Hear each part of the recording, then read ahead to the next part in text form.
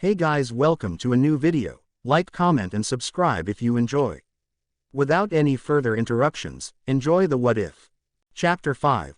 Blood in the Water. Are you sure you don't want another D rank? Tsunade asks, clearly bemused at the forced work ethic that Kakashi has imposed on his 3 students. Said students looked quite annoyed after another round of cat chasing and potato farming, but they had yet to make a complaint about it. Kakashi Eye smiles. Ma, I think I'll head home and get some beauty sleep. It's not easy rearing a child. Sleep is a well-enjoyed commodity. Believe me Kakashi, there aren't enough hours in the day. Naruto chips in needlessly, ducking a half-hearted swipe from his sensei. The Jonin isn't blind to how frustrated Naruto and Sasuke are becoming however. While D-rank missions provided an opportunity to learn skills for blending in and for home use, hot-blooded boys often wanted more.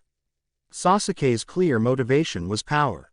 A kind of power that isn't earned by chasing cats. Don't be rude, Naruto. Sakura scolds the unusually tall genin.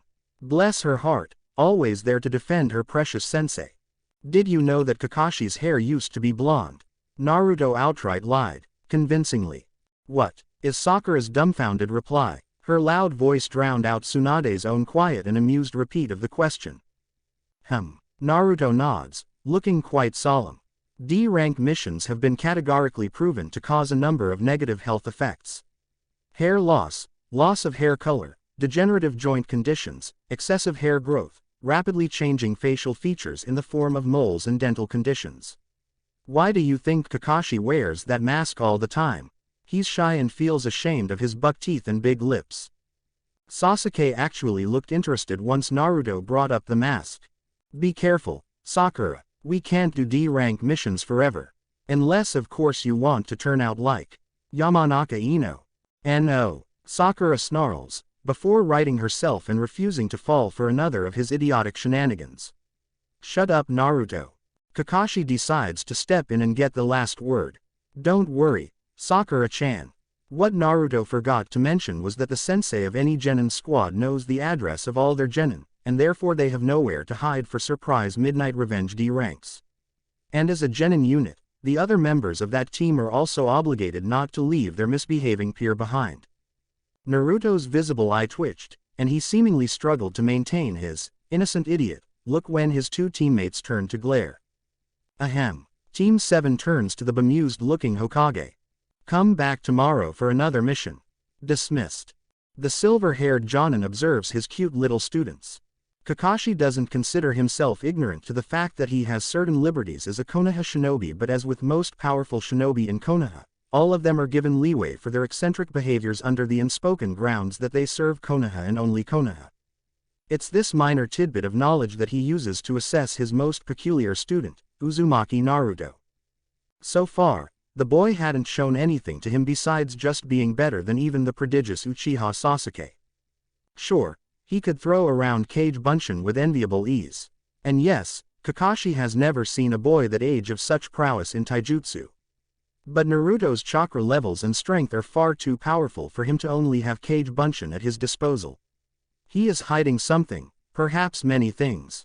But it's Kakashi's job to determine if Naruto will use that hidden power for the good of Konoha or if Naruto needs to be disappeared. Naruto could continue being secretive. It wasn't anyone's business knowing what kind of things he can do while there is no large-scale conflict going on in the elemental nations. Naruto was the only person that these secrets are actually hurting. He could be given more leeway and allowances if he proves to Tsunade and the other higher-ups that he is someone worth controlling, and he is taking more opportunities away from himself by keeping things too close to his chest. But that's Naruto's decision and responsibility. Kakashi can show him the doors, but Naruto needs to open them. And besides, Naruto's abilities so far have been well within the realm of possibility for someone self-taught. Taijutsu skills could have been honed in spars against fellow children bully genin when he was younger, and he clearly also had an outright aptitude for it. He is naturally talented in the art. And Kage Bunshin, while a forbidden jutsu, is clearly used frequently by skilled members of the forces throughout the village. It isn't a stretch to assume that monkey see monkey do could be applied, and without anyone to teach him the responsible use of ninjutsu and the importance of not attempting anything without knowing what it is, Naruto could just be lucky to have a high chakra threshold and could use a jutsu like that without just dying instantly. Naruto's behavior isn't so easy to read. Sure, he jokes and messes with his teammates, but Kakashi has known him for good part of Naruto's life. He knows that the Naruto that is seen throughout the village is merely a persona. Kakashi has seen Naruto express actual rage at people trying to pick on him. He has seen Naruto be down in the dumps, which was at its worst when someone he liked died, roughly half a year before he'd graduated. Naruto's true personality bled through as rare instances, but it may take a catalyst to see what truly lay under the mask. The spectrum of his attitude may be slightly concerning, but Kakashi feels that he's a good enough judge of character to tell if someone is suitable to be alone around his child, especially in the case of babysitting. It's not too worrying that Naruto keeps to himself.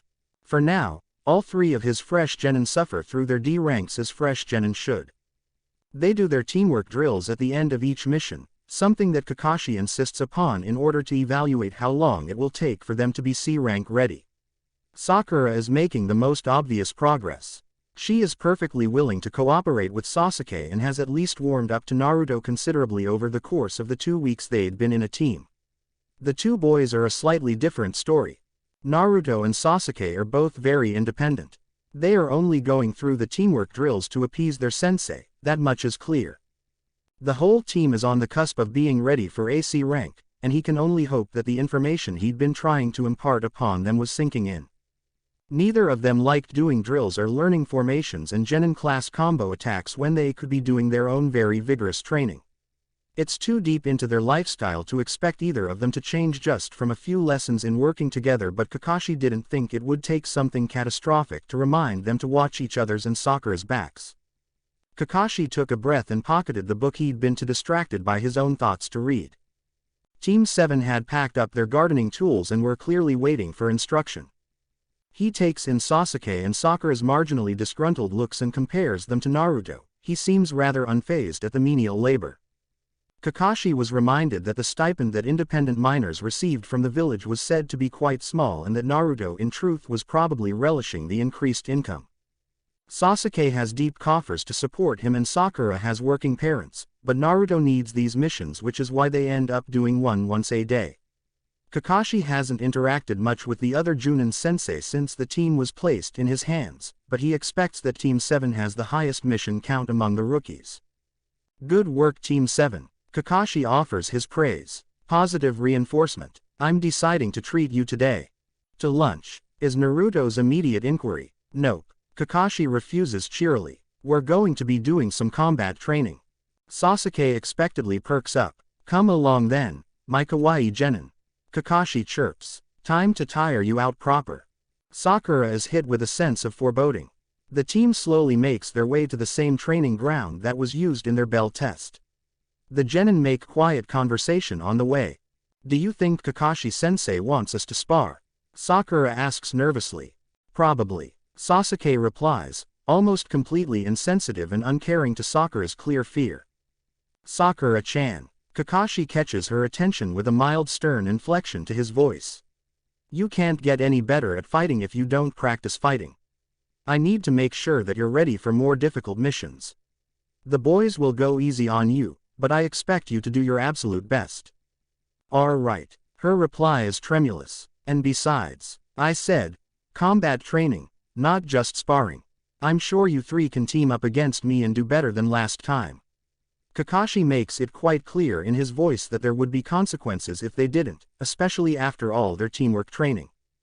Kakashi makes a show of putting on a sigh, and hopes inwardly that his cute genin have learned what he has been teaching. Sakura winces as she watches Sasuke get pummeled into the ground again. She wants to get up and cheer Sasuke-kun on, but stacking some sparring with the boys on top of the genin versus jonin exercise they'd started with, has left her barely able to move. All she can do is sit against the tree trunk, patting down the sweat and silently hope that Sasuke-kun beats that infuriating Naruto. Unlike the previous team training sessions, Kakashi-sensei is permitting the use of ninjutsu and genjutsu. Sasuke hasn't had much opportunity to show anything off with Naruto hounding him with his superior taijutsu ability.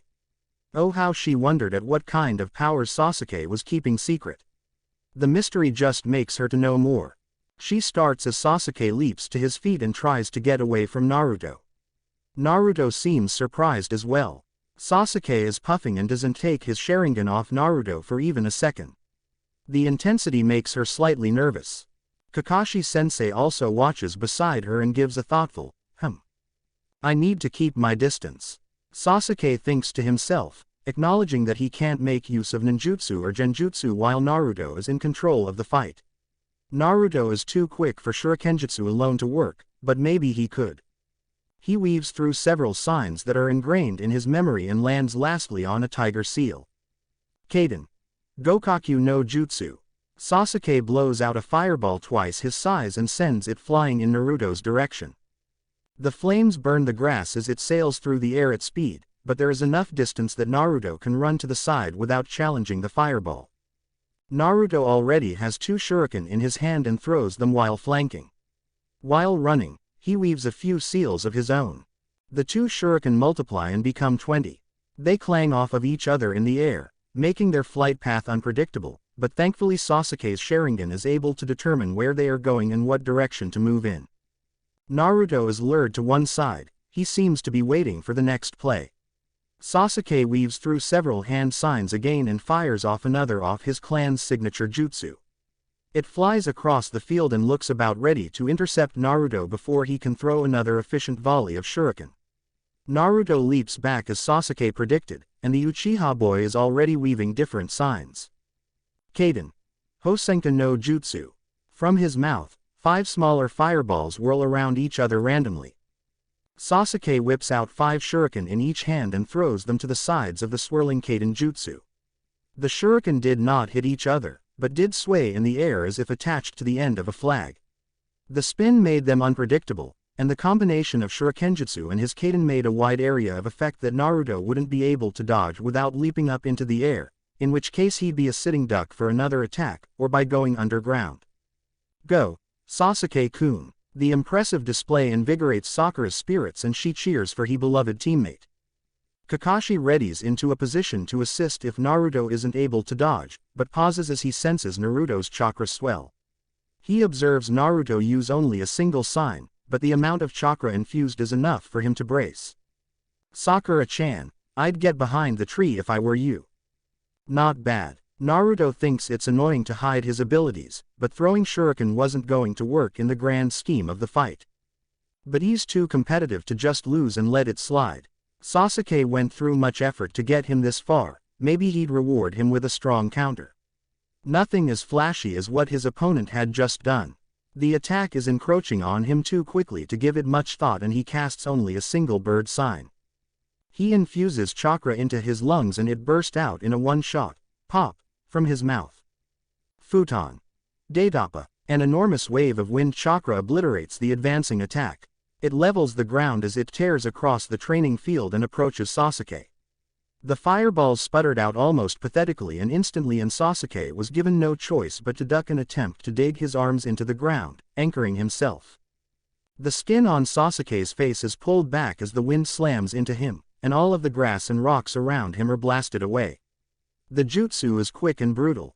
As it passes over him, some bushes are uprooted outright and tree branches snap off. Sasuke digs his arms out of the ground but it is clear that he is concussed. He is easy prey for Naruto who swoops in and puts a kunai to his neck. Winner, Naruto, Kakashi announces unnecessarily. Sakura gawps at how quickly the fight ended, and Kakashi is not surprised by her reaction. Wind release, excessive chakra capacity, enough stamina to make a squad of Jonin jealous and quite possibly the best taijutsu user his age I've ever met. Kakashi mentally counts the number of oddities converging on a single genin. That's enough for today I think. Kakashi dismisses the team, looking over to check how injured Sasuke is. Nothing his lovely wife can't tend to quickly. Tadaima, Sakura croaks. Her mother turns around from making dinner and greets her daughter. Welcome home, dear. Mebuyuki pauses and takes in Sakura's beaten appearance. Sakura collapses into her usual seat at the dinner table and she looks quite obviously worse for wear. My goodness, what happened? Her mother puts the cooking down the priority list as frets over the exhausted girl. Training. Mebuyuki did not look happy. You look like you were in a fight. Kakashi-sensei made us spar. He's checking if we're ready for a real mission. By beating you up. Her father, who sat at the other end of the table with a newspaper in hand, is surprisingly the voice of reason between the two energetic parents. Come on, sweetheart. Kakashi-sensei can hardly send our little Sakura-chan out before she's ready now, can he? I think we'll all be happy if Team 7 gets into trouble and everyone can handle themselves. Kazashi twiddles his mustache as he speaks. Sakura is grateful that all her mother can respond with is a nagging, HMPH. Not that I'm not worried. Kazashi continues. But your sensei is a famous shinobi for a reason. He knows what he's doing. But that also means that my precious. Sakura could see what was coming a mile away, but was too exhausted to move. Little baby girl, apple of my eye, my pride and joy. Kazashi wraps the helplessly squirming girl in a bear hug. Sakura-chan is growing up and leaving for the first time. Otu-san. Sakura's weak protest into his shoulder is readily ignored. Mebuki joins the hug with teary eyes. Sasuke collapses into his bed and thinks about the weeks leading up to this point. Take the week off, you three. Kakashi told them. Think about your training, and recover. I think it's high time we took on something a little more than digging weeds. I for one, am going to spend this week with my family. If you have anyone that might miss you, then I suggest you say goodbye. The Uchiha boy does exactly that. He lets the young couple who own the bakery he visits know that he's leaving, and gives them his apartment keys as is the usual practice for shinobi leaving the village for possibly extended periods of time. Sasuke likes the couple and has come to trust them somewhat. They do not sneer at his goals, they do not ridicule him for being born into a legendary clan, and they do not try to control his life. Sasuke is cautious, but these things also happen to be traits of his newly found rival, Uzumaki Naruto. Naruto is certainly an anomaly to him. Unlike his other peers, Naruto didn't ignore him or make mention of his goals. Naruto didn't seem to care, all he wanted was for Sasuke to get stronger. He had been tempted to ask Naruto outright, why, but he knew that Naruto could be infuriatingly evasive, seemingly for no reason other than his own entertainment. If Naruto wanted him to know something, he would just say it. So Sasuke had to try and understand for himself just what Naruto's motive is for encouraging him. But the conclusion he came to makes him feel bitter. Naruto has no equal in their age group. Once, it had been Sasuke in that same position. His peers are far too weak to provide actual challenge. Soft whetstones make for dull blades. Anyone stronger than him was a superior officer that wouldn't spare the time to train with him, or if there were any people his age willing to spar, he hadn't met them yet. Joint sparring sessions between teams seemed to be a rare occurrence due to often conflicting mission schedules and external factors like family life. Until Naruto came along, Sasuke didn't have anyone stronger than him that was willing to train with him even without Kakashi's influence. But now that Naruto is here, it feels as though it's a mixed blessing. On one hand, Naruto is a worthy adversary who provides meaningful challenge in their spars, and on the other hand is the fact that Sasuke now feels inadequate knowing that there is someone so powerful his age, knowing that that man had been more powerful than he is now at this age. And worse is that Naruto is an orphan. They have that in common, but Sasuke has a wealth of background knowledge and archives to search for answers in the pursuit of power, and yet he still fails to defeat his rival. It doesn't feel like he's progressing when he fights Naruto. Kakashi, for all his flippancy, is the one to try and explain it to him. Well, surely you can see for yourself that you're getting stronger, right? Your plan was good for something you came up with on the spot, and that combination of ninjutsu and shurikenjutsu would have had anyone who isn't proficient in futon or doden. Think objectively about your growth. You have sought out on your own a new jutsu from your clan's archives, practiced with it until you could use it in a combat scenario, combined it another technique, and throw in that you made plan to employ them all at once in order to defeat him. Sounds to me that your weakness isn't the problem. It's just Naruto being too strong. You can't see that you're growing stronger because the only people that you're fighting are stronger by a margin that gets shorter every time that you use your own initiative to gain strength. But how could he hope to defeat his brother, if he could not defeat his genin teammate? And he asked as much to Kakashi, which makes him look back on that question with a sense of shame at his frustrated, juvenile behavior. Listen to me. Kakashi's eye zones in on Sasuke. It's slightly intimidating and Sasuke doesn't know if that's intentional. Itachi had everything that you don't. Even before he became a genin, the way I hear it is that your father wasn't easy on him, even by normal, strict parent standards. Itachi was told to train in every waking moment, so much that it took a toll on his health. When he was recommended to join Anbu, I personally refused it because of his reduced effectiveness in combat from his stress and fatigue evaluation. He had an entire clan of people with the same genetic gift that he has that he could defer to for advice on how to master it. He had teachers of clan jutsu rather than just scrolls, and when his second Anbu application went through once he cleaned up his excessive training, he had Anbu trainers and experiences to draw knowledge from. There are many factors as to how Itachi is so powerful and only one of them is raw, natural talent. Kakashi's catch-up breath through his mask is audible. He leans against some railing in the viewpoint they stopped at after he'd suggested walking home together, so that Sasuke or anyone else on a different occasion can talk to him privately about their concerns. You know Sasuke, I was in the same boat as you for a very long time. My father committed suicide when I was 5 years old and I was left with only people who wanted me to live up to be the same legend that he was. No one wanted me to be Kakashi, and I could have easily been the predecessor of Itachi when it comes to infamous traitors. But in the end, I found connections and bonds of peers and friends. It was through those connections that I grew stronger and began to understand myself. Not as the son of Hitaki Tsukumo, but as Hitaki Kakashi, who is his own person. Sasuke is very still when Kakashi next speaks. What I want you to understand is that you are the sum of everything that has happened in your life up until this point. Own it. Understand that you cannot possibly hope to gain power like Itachi did. His life at your age was very, very different and you don't need to match his life when you have already proven to yourself that you can learn both on your own and with the help of your team. You are not as strong as he was at your age. Who cares? You can still become stronger than him. You can still be Uchiha Sasuke, not the second Itachi. Kakashi walked him home after that and Sasuke didn't say a word. All he could feel was the pounding of his heart and the tightness in his eyes. Sasuke wonders what else his sensei has lost. An adult had surely lost more than they care to say. He wonders what Naruto has lost. He wonders what Sakura has lost. He wonders what the Hokage, what Jonin, even Chunin and Genin have lost and thinks that maybe he is not alone in despair. He is on his back. His head rests on his pillow. One hand comes up to cover his eyes.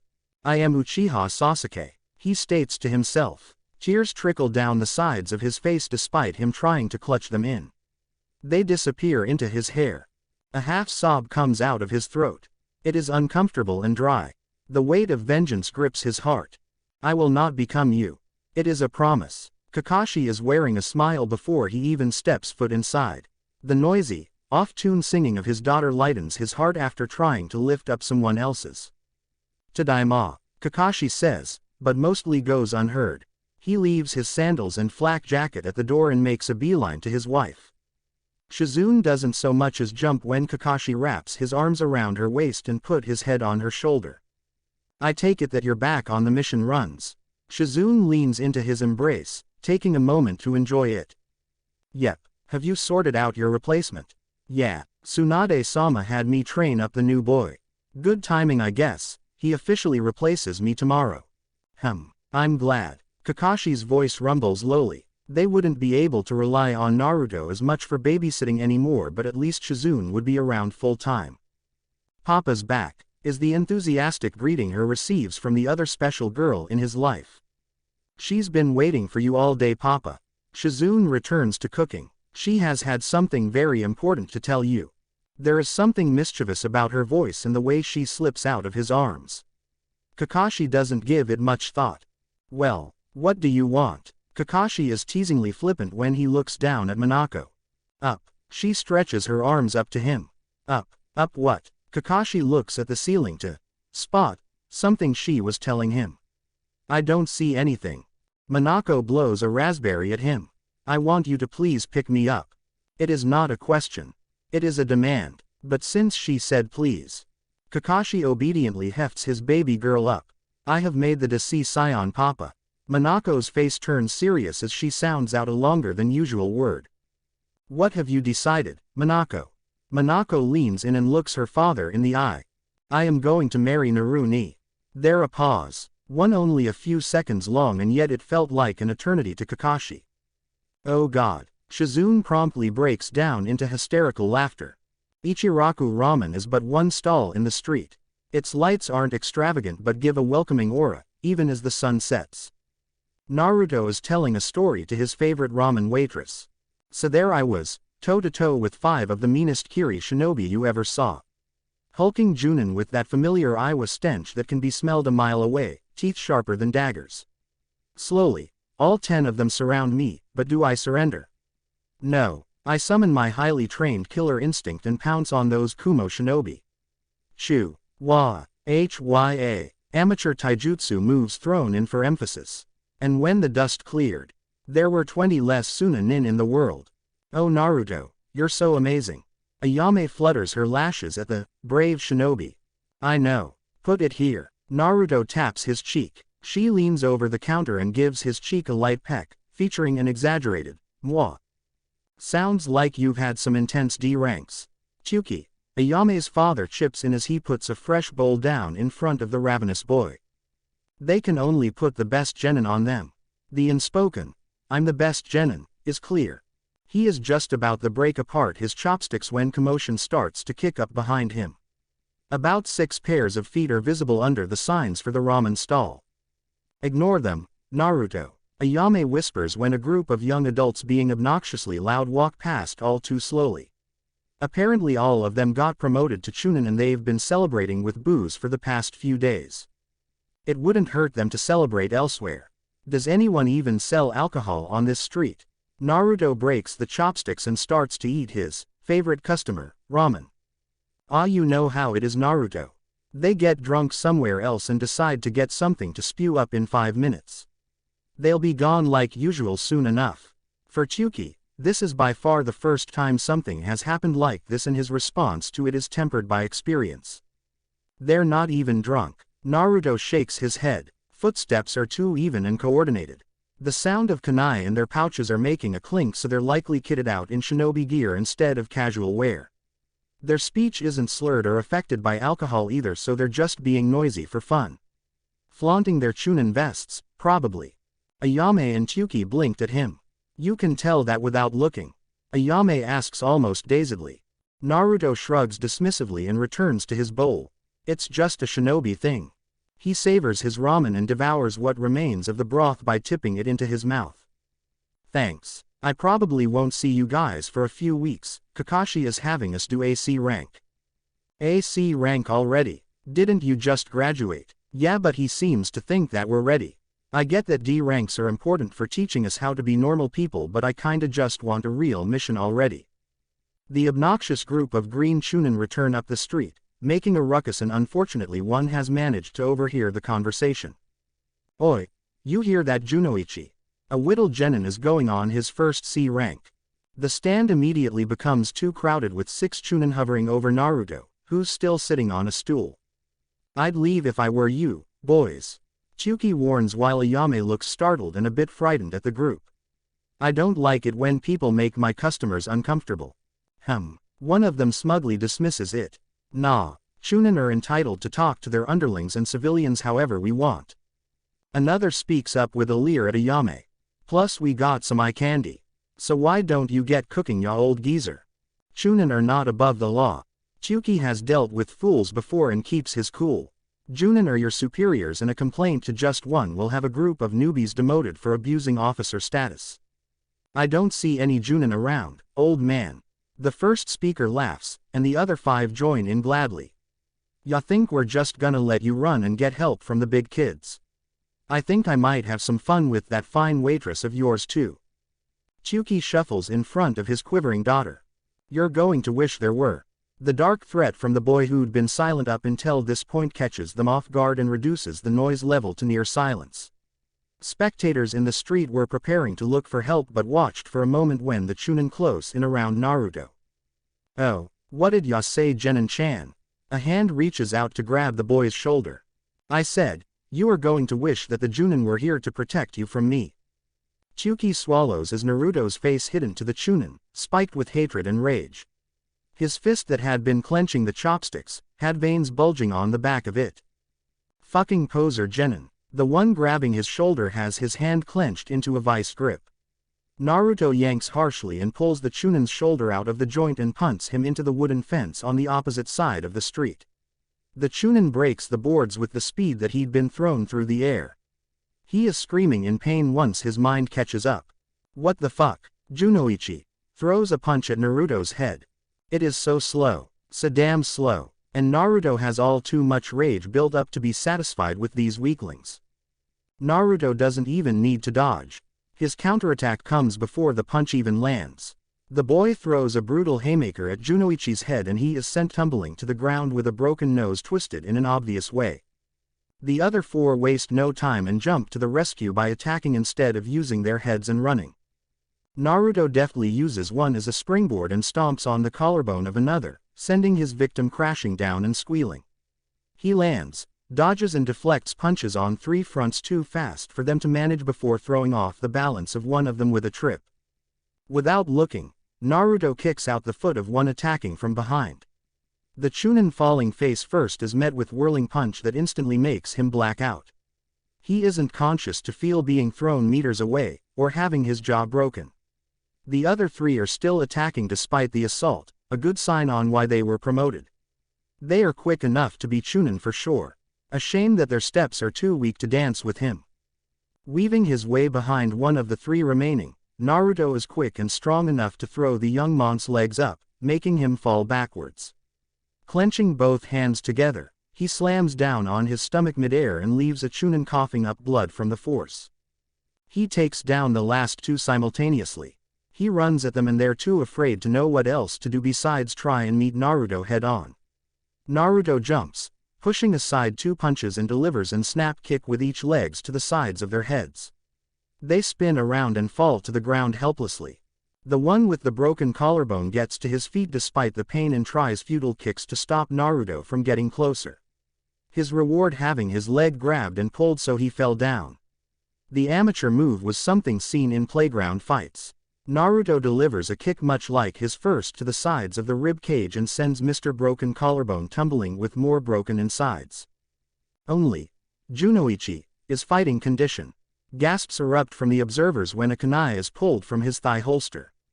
"All right, you little prick." Junoichi's snarl sends spittle of the blood dripping from his nose out.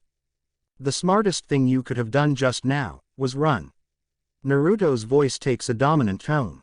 It is near shiver-inducing. His stance isn't really a stance. It's more a smug, superior pose as if to say, "You've already lost." Junoichi lunges with a roar. Fool, he can't even get in range. His kunai hand is caught by Naruto's right quicker than he could even perceive. Naruto crushes the wrist of the idiotic Chunin. The kunai drops at his feet and Junoichi drops to his knees. Naruto uses his other hand to grab the underside of Junoichi's jaw and squeezes tightly, preventing him from speaking well. All he can do is give a pained moan as the exhale from his nose spittled more blood. Here is how it's going to be. Naruto's dark tone is not something put on or practice. It's a genuine representation of the bad things that would happen to the group if they dared to disobey. You and your friends aren't going to bother the people in the street anymore. Fuck you. Junoichi manages to sputter out from his clenched jaw. Naruto tightens his grip immediately and the Chunin's jaw is fractured. The responding scream of pain is muted by Naruto's hand. Spectators watch in the street while making sure their children couldn't see, but didn't turn away themselves. Naruto's face is cast in shadow.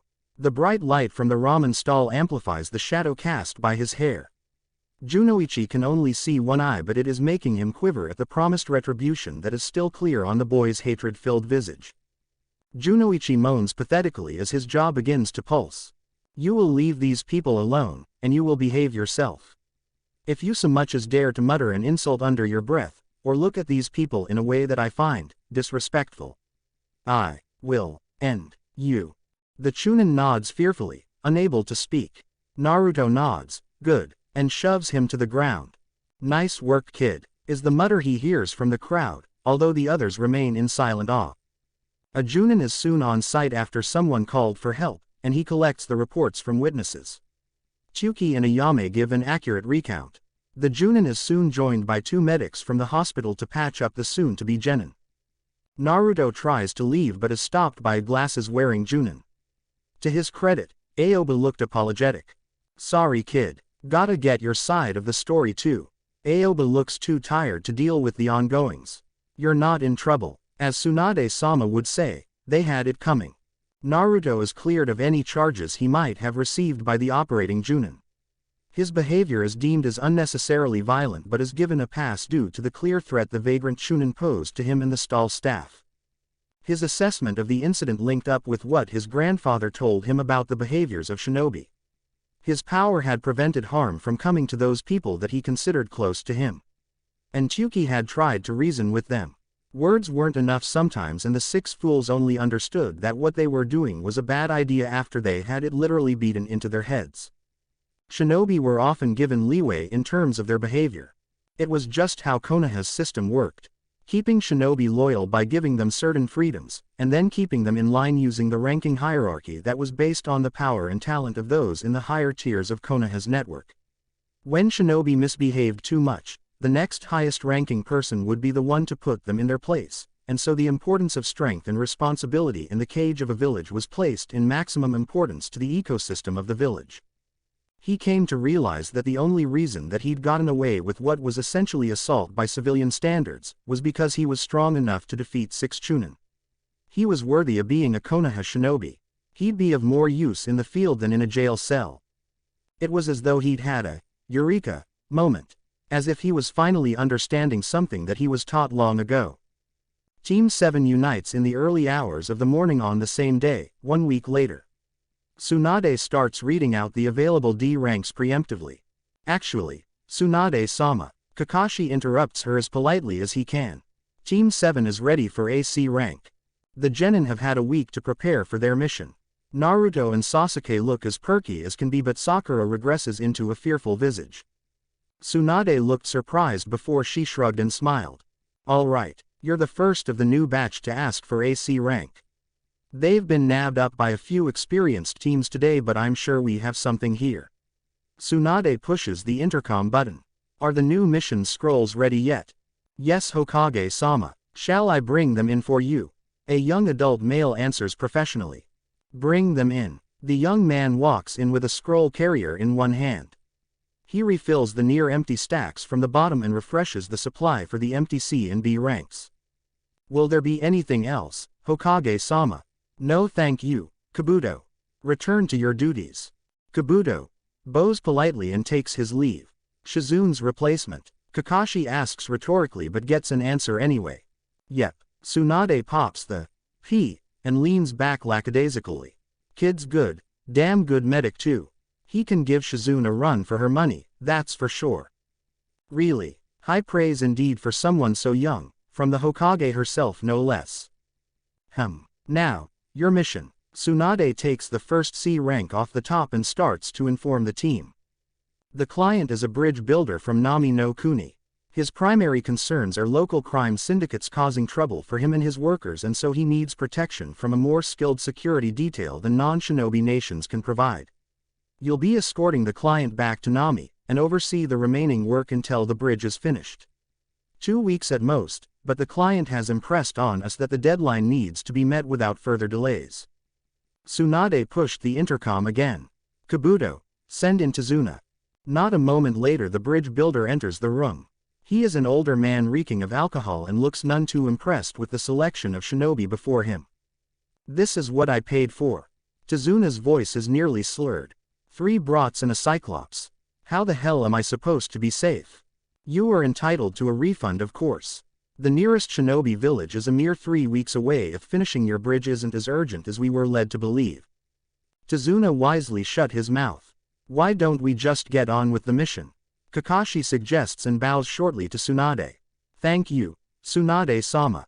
Good luck. Come home safe." The group can only move as quickly as the client. That means no leaping between trees, no great lengths of sprinting, and most certainly not getting to the site that the client wants to arrive at within a reasonable period of time. But such is the way of escort missions, so the genin would just have to learn to deal with remaining alert in order to protect their speed-challenged charge. The first day passes without incident. They set up camp and take short watches so that everyone can get enough sleep, and by morning they're ready to get back to it. The group walk down the beaten path with Kakashi at the rear. Sakura tentatively asks Tazuna about the importance of the bridge that he needs to build. Tazuna-san, why is it so urgent that your bridge gets finished in time? I thought Nami no Kuni has trade partners that use ships. Tazuna has a short swig of ambiguous liquid before replying to the girl. No harm, right? Ah well, business on that front is a bit stilted right now. Our trade partners are having a tough time getting ships out of the bay because of pirates, and since we're cut off from the mainland, we got no other way to sell what we need to. Families are starving and we're losing jobs because we can't trade. If that were the whole story, then you'd just save your resources for yourselves and wouldn't need shinobi guard. Naruto thought of the obvious inconsistency in the story. You've got plenty of fish in the sea. Clients lying about what's waiting for us. But Kakashi doesn't say anything. A mission is a mission, and C ranks don't often warrant sassing the client for details about their struggles. Unless Tazuna outright stated something incriminating, then they would continue unabated. So what kind of things do Nami trade? Sakura asks a question that may actually help assess the importance of the bridge. Well, before all this, we used to export fish of all sorts. Tuna, salmon, you name it. Our fishing boats are tip-top. But more importantly is that we import timber and building materials that we can't get ourselves. Once we finish the bridge, more possibilities for trade and tourism open right up. I can believe that at least. Naruto returns to observing the surroundings. Following the short conversation is a long few hours before the environment shows its own inconsistency. The trees in the strip of the area they're traveling through are taller than what they'd passed up until this point. Normally, would make the squad look up for the increase in hiding spots for potential ambushers, but two puddles in the road were not ignorable to Naruto on a day that there wasn't any rain. He extends his senses. 2 chakra signatures. The tactic would have been more impressive on a day that the weather favored them, but given that this is the tactic they chose means that they probably didn't have other stealth skills. Likely Chunin then, that they could employ a strategy like this but not have the foresight to learn to do something else. But there's no point in acting prematurely. There's still the chance these shinobi weren't after them and were waiting for someone else, however unlikely that may be. Team 7 walks past the puddles and they are immediately attacked. Knew it. The 2 hidden shinobi are revealed to be Kiri-nin and they make the mistake of attacking Kakashi first. Kakashi is seemingly ripped to shreds by a bladed chain linking the assailants, but both Naruto and Sasuke are wise enough at this point to know that this was another one of his substitution shenanigans. Sakura though is understandably spooked and freezes in place. The boys are forced to act and take on each. Sasuke makes quick work of disabling the chain with some well-placed kunai, forcing the enemy to separate it from their gauntlets. The 2 are small fry and are made quick work of despite their obviously poisoned claws. Well, that was fun. Kakashi announces his presence by appearing out of the trees. And they're still alive too. Good job you two. Why don't you stay here with Tazuna for a moment? I just want to have a nice chat with these Kiri-nin you've gotten me. You're something else. Sasuke comments to the squirming nin in his arm lock. A whole new brand of weak. The nin growls viciously through his rebreather. Kakashi ties up the attackers and leads them into the forest, away from the curious gaze of the genin. What's he gonna do? Tazuna fidgets, the surge of fear he felt slowly disappearing. Interrogation. Naruto answers simply. Kakashi then returns with some very pointed questions. Tazuna's follow-up sob story plucks on Sakura's heartstrings. Naruto and Sasuke didn't need any convincing to continue the mission. It's all so tiresome, Kakashi thought, exasperated. A feminine figure recounts the observation of Team 7's encounter to a large man. The demon brothers failed, Zabuza-sama. The escort team is led by Hitaki Kakashi. Did he spot you? No. The man stands up and hefts a mighty blade onto his back. I'll see what Hitaki Kakashi is really made of. This is as far as I go, says the dinghy captain who carried them across the sea. Thanks. You've been a great help. They officially land in Nami no Kuni after an impressive view of the bridge project, and further intel from Tazuna about the nature of what's going on in Nami. Team 7 disembarks in an area that was clearly used for housing purposes and journey further into the archipelago. The team is on high alert after their encounter with the Chunin, expecting escalation if what they heard about Gato is true. And unfortunately the quiet doesn't last long. Naruto's senses tell him of several chakra signatures floating around. The majority of them are small critters. Rabbits, foxes and fish. So when another two enter his range, he presumes they must be more wildlife at the very edge of his senses. Kakashi's well-earned experience tells him that the snowy rabbit present is most certainly not wild. Get down. Everyone hits the ground as the whistling, heavy object cuts through the air and smacks into a tree trunk. A new shinobi appears on the long hilt of the revealed massive blade. He threw that from outside my sensing range. Who the hell is this guy? Naruto thought on the sheer strength and power that kind of move took. Sharingan no Kakashi. No wonder the demon brothers didn't come back with the builder's head. Kakashi assesses his opponent and pulls his forehead protector up, revealing his aforementioned Sharingan. Momochi Zabuza, missing nin of Kurigakure and one of the 7 ninja swordsmen of the mist. I see my reputation precedes me. A wicked smile lies under his mask of bandages. But I really must be killing that old man now. The genin form up around Tazuna. Zabuza continues with a small inflection of excitement in his voice. Looks like I'll have to go through you first, Kakashi. He vanishes and reappears on the lake. He's standing on water. Sakura tightens her grip on her kunai. Water swirls up at his feet. He holds one hand in a sign. Ninpu. Kurigakure no Jutsu. Intense mist becomes so oppressive that Naruto can barely see the tip of his nose. He focuses his sensing power and is able to tell that the other chakra signature has gotten closer. It is strong and unusual, a kind of chakra that he has never felt before. But more pressing is that Zabuza's chakra has divided. He knows immediately what the butcher is up to and weaves signs for wind chakra. He calls upon a jutsu to dispel the mist. Anything more could throw Kakashi off. Futon. Teifuika, wind release. Passing typhoon. From his mouth, wind spread widely but thinly, enough to whip the mist out of his and the team's vision. Kakashi also focuses his chakra and dispels some of the mist around him on his own. This uncomfortable sensation, Naruto can feel the killing intent pouring off of Zabuza. Psychological warfare can seriously impact a shinobi ability in battle, and it is because Naruto understands this that he is able to focus and throw off the foul feeling without much effort. His grandfather had educated him on things such as this and his pride would not allow him to fall from fear. Sasuke and Sakura don't seem to know what's happening to them however and are clearly struggling to breath. Don't worry, I'll protect you with my life. Kakashi's voice is heard through the clear air. It makes an effect on their minds and they barely manage to throw off the killing intent. We'll see about that. Zabuza's voice seemingly comes from everywhere. Stay behind us, Tazuna-san. Sakura stammers out, gripping her kunai extremely tight. Zabuza appears right next to them. Like that'll help. A projectile of violent wind comes out of Naruto's mouth and blows away what is now revealed as Zabuza's Mizu Bunshin. Another Zabuza appears behind Naruto and it is Kakashi who intercepts by stabbing him in the stomach. Water pours from the wound and this Zabuza falls into a puddle. The real Zabuza appears and splits Kakashi across his waist. Sensei. Sakura screams helplessly. Kakashi dissolves into water as well, and the real Zabuza is suddenly held at kunai point by real Kakashi. You copied my Mizu Bunshin. Zabuza growls. And used my own mist to hide it. I wouldn't move if I were you.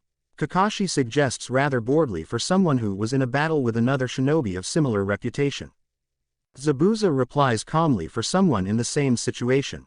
Shame. I thought you were better than this. Before he dissolves into water. What? The swordsman rushes out of the bushes at high speed and kicks Kakashi with enough force that he is sent flying through the air and into the lake. Zabuza reappears above Kakashi. Sweden. Suoro no Jutsu. Take the client and run. Kakashi shouts before he is captured in an orb of water. The dense water made it impossible to move. You are some burden, old man. Naruto realizes that escape wouldn't be possible unless they left Tazuna behind. Tazuna is too frightened to reply. A new Mizu Bunshin sprouts out of the water and charges the squad, Zabuza's skill with Sweden so great that he could maintain both the Suoro and Mizu Bunshin at once. It kicks Sasuke away from the client before Naruto manages to send off his jutsu. Kaden. Gokaku no Jutsu. The fireball from Naruto's mouth collides with Zabuza's clone. He holds the jutsu in a flamethrower variant to ensure that the clone wouldn't survive. The fresh steam and disappearance of chakra tells Naruto that he killed the clone. Another Mizu Bunshin appears and goes after Sasuke. Naruto stays at the side of the client and waits for an opening to kill the clone without injuring Sasuke. This Zabuza seems slower than the rest to the point that Sasuke can counterattack. He uses all the speed and predictive ability his Sharingan can manage and uses the same combination that he attempted on Naruto during their spars. The Hosenka no Jutsu crashes into the clone and after trying to reconstitute itself, fall into a puddle. I've got you all figured out, kiddies. Another Mizu Bunshin forms at the edge of the lake and walks onto the shore, ready to attack again. Naruto's assessment of the skirmish allows him to form a plan. The clone was slower than all the previous ones Zabuza had used, meaning that his stamina and control were getting weaker. He's not attempting anything besides Mizu Bunshin, meaning that he can't rely on a stronger jutsu while he is maintaining Kakashi's prison.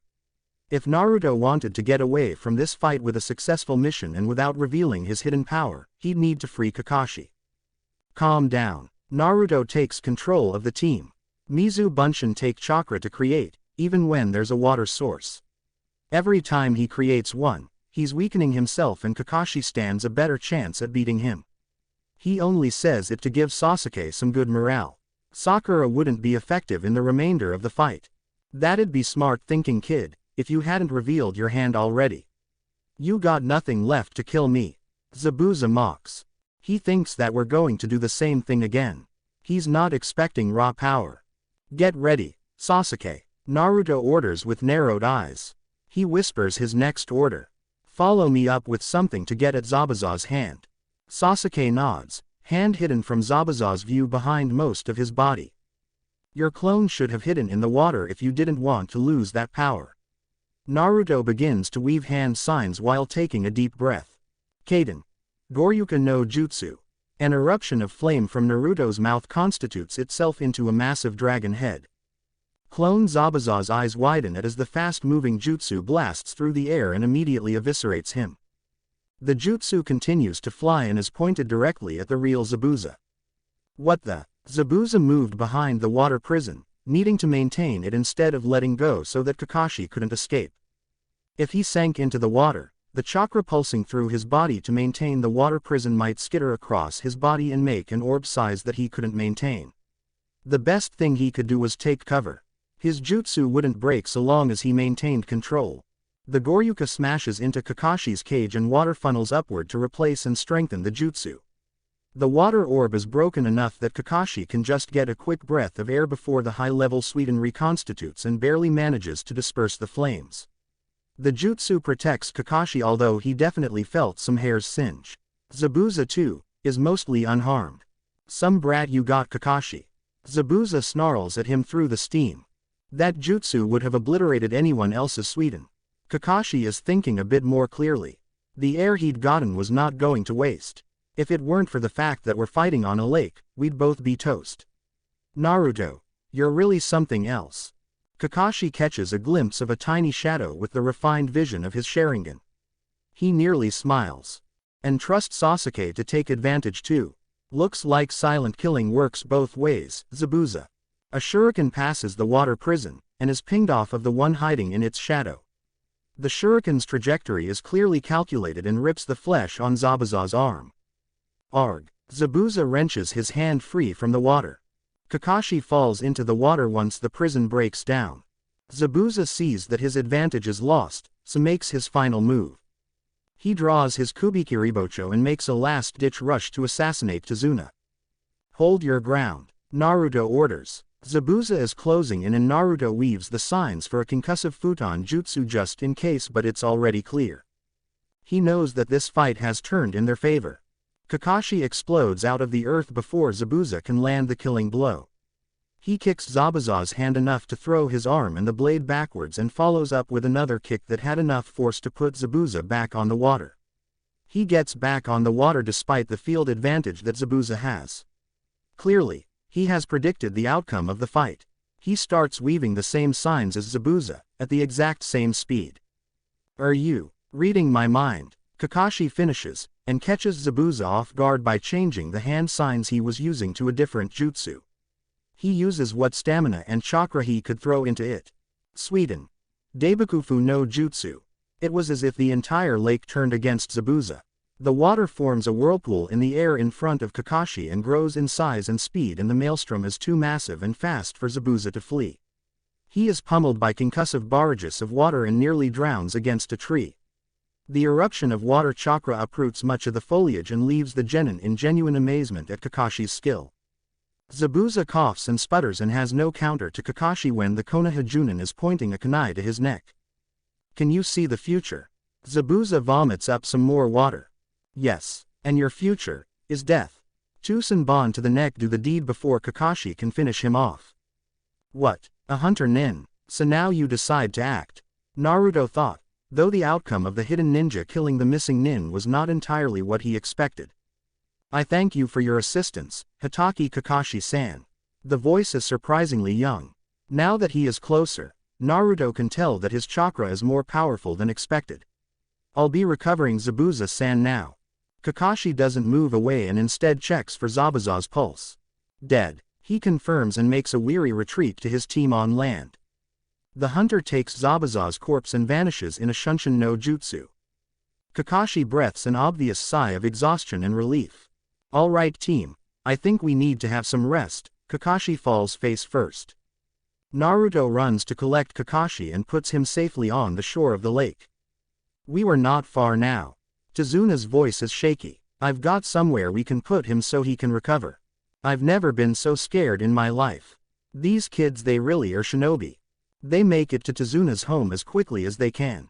Naruto is tall enough that he can at least keep the barely conscious Kakashi up by slinging Junin's arm over his shoulders. Kakashi can only manage small steps in his exhaustion but probably wouldn't be making them at all without Naruto propping him up. Seems like the Sharingan takes quite the toll on your body. Passing several dilapidated buildings on their way to Tazuna's home, the team spots people giving them weary glances. As Tazuna said, the people are visibly hard-pressed for money judging by the condition of their clothes and closed shops and warehouses. Naruto tries to focus on potential ambushes instead but can't help his mind wandering to the fight. Naruto is impressed at the abject ability that Zabuza has for fighting on and in water. This is definitely something that he can learn from and use in the future. But the fight also made him frustrated. He knew that he couldn't join in without revealing his Sharingan, something that he was saving for a special occasion. It made him consider just showing his team so that he could fight unabated. Unfortunately, the existence of several factors in Konoha's power hierarchy made it unlikely that Team 7 wouldn't be able to keep that ability secret between them. Mission reports would change drastically based on newly revealed abilities and maybe made obvious that Kakashi would be trying to keep something under wraps. Naruto couldn't trust that he wouldn't become the center of attention instead of Sasuke and have his eyes stolen by the faction responsible for cleaning up the Uchiha incident before anyone else knew that he had it. If he revealed the Sharingan and further Uchiha power publicly, it creates such a fuss that it would be impossible to ignore that he is an Uchiha. He would be placed under public scrutiny, but that meant friendly eyes on him and making a move on him for his Sharingan would be political suicide. A mission with only a handful of people didn't warrant using his full power, regardless of the strength of Zabuza. While he'd been thinking, they approached Tazuna's place on a riverside. It was homely all things considered. Tazuna at least seems to take care of his family. Tsunami, I'm home, Tazuna announces before getting to the door. Footsteps can be heard pitter-pattering on the wooden floor before the door is opened wide. Chu-san, Tsunami lunges into his arms. It's good to see you. Tazuna returns the hug. Where's my grandson? Out on the pier, like usual. Tsunami's smile falters. Tazuna grumbles a bit before stepping aside and giving room for the shinobi to step in. Follow me, we have an empty room out back where you can put your sensei down. Oh my, Tsunami looks at the shinobi with thinly disguised interest. She seems concerned that Naruto is carrying the only adult among them. Naruto sets Kakashi down on a makeshift bed that Tsunami quickly laid out for him. He sits down next to the indisposed Junin who quickly faded into unconsciousness. That sucked, is all he can say. What do we do now? Sakura wrings her hands nervously after sitting down. We need to make sure Kakashi recovers. This mission is going to be whole lot harder without him. Sasuke points out reasonably. He's taking it pretty well all things considered. I thought he'd be out long before we got here. Naruto nods in agreement. But we still have time. It will take a while to replace Zabuza, so we have some time to move freely through Nami.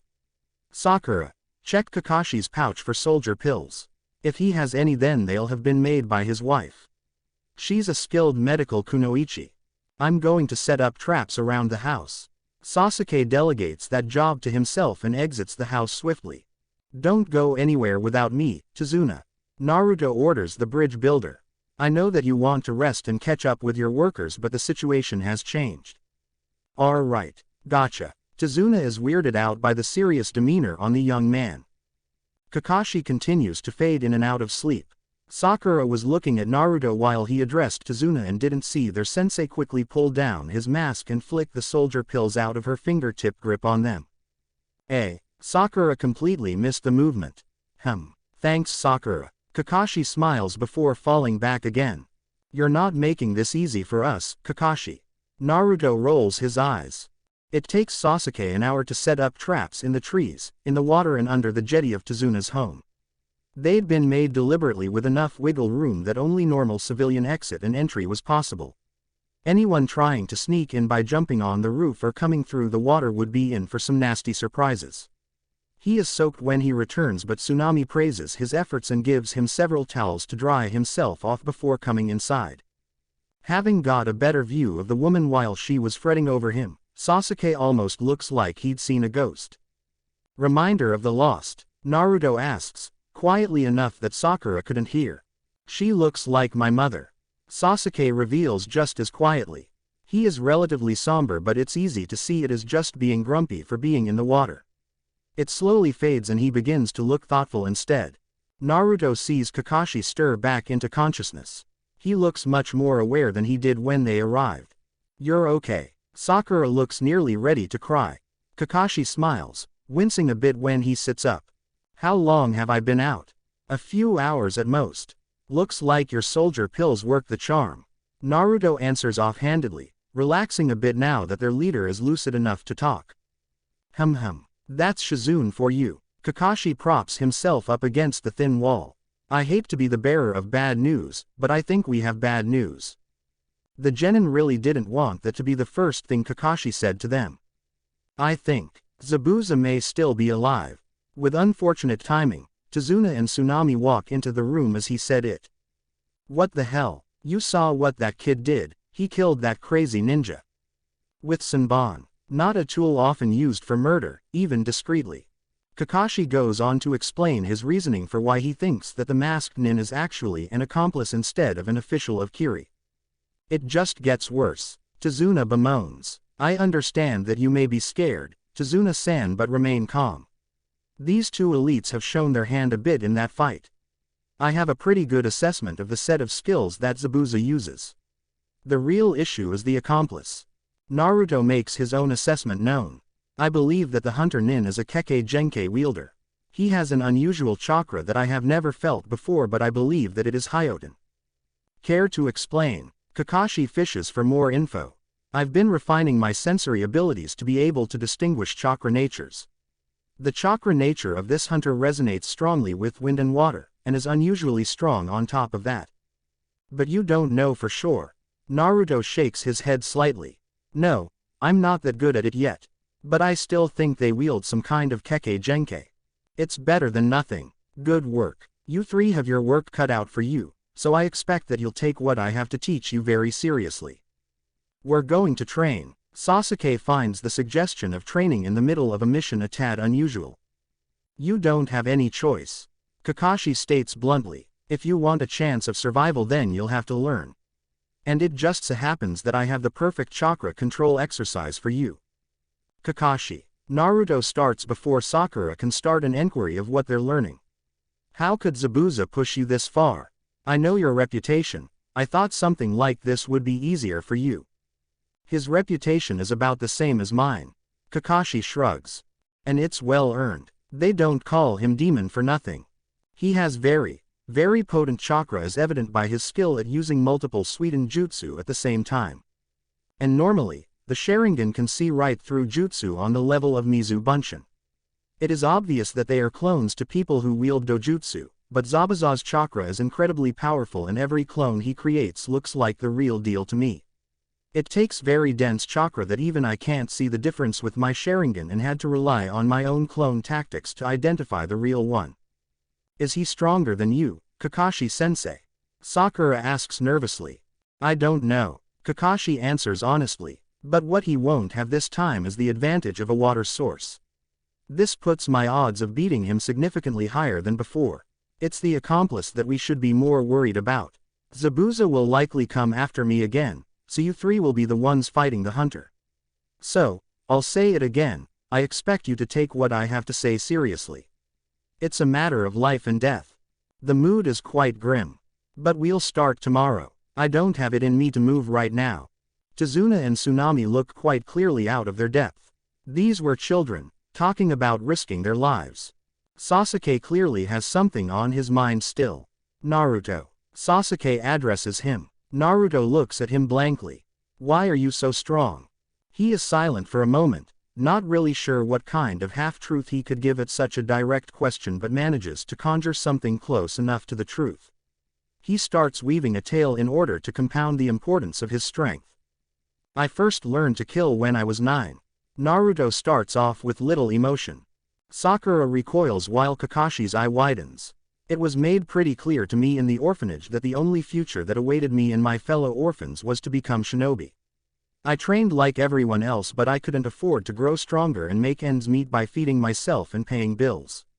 There was a certain incident that prevented people like me from graduating early at the academy, so I wasn't able to become a genin and do missions to earn money. The Uchiha incident. Kakashi identifies the problem child that caused Konoha to reevaluate graduation procedure. So, I used the bingo book in order to find easy prey like rogue genin or vagrant criminals with bounties on their heads, so that I could continue to fuel my growth. Those outings took me everywhere in Hino Kuni, and it wasn't always easy to defeat them. I quickly learned that if I couldn't defeat small fry like this as a shinobi, then I was just going to die. I couldn't get stronger without buying shinobi resources like jutsu scrolls and tools, and I couldn't provide basic necessities to myself if I bought those things. I needed easy influxes of cash to get the best of both worlds, and those missions gave me experience at fighting. I became stronger out of necessity. Orphans like me don't really get that much a choice. But, Sakura stammers out, realizing that some people had it really different to her. Why didn't you get adopted? Or are sponsored or given a normal job? Anything. I don't know. Naruto lied. He knew perfectly well that the system had been manipulated around him to ensure that he became a shinobi. I'm just one of the unlucky ones that there wasn't any room for in normal civilian life. There were already plenty of orphans from the Kyuubi incident 12 years ago, and most people had enough mouths to feed as it is. I just fell through the cracks and was lucky enough to gain enough strength to be a shinobi and not a criminal.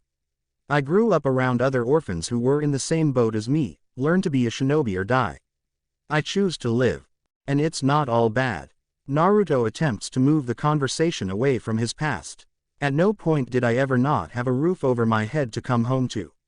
The people in this country don't appear to have the same luxury right now. There is a moment of silence before Naruto decides to open his mouth. I expected some restraint from you, Kakashi. Oh kawaii genin mine. What have I done to deserve your ire this time? Shizune has been spoiling you. You've gotten too heavy to just lug around. Your dad bod is holding back the team. Tsunami looks mystified at the sudden way the genin is talking to his sensei. I'll be sure to let Shizune know of your displeasure.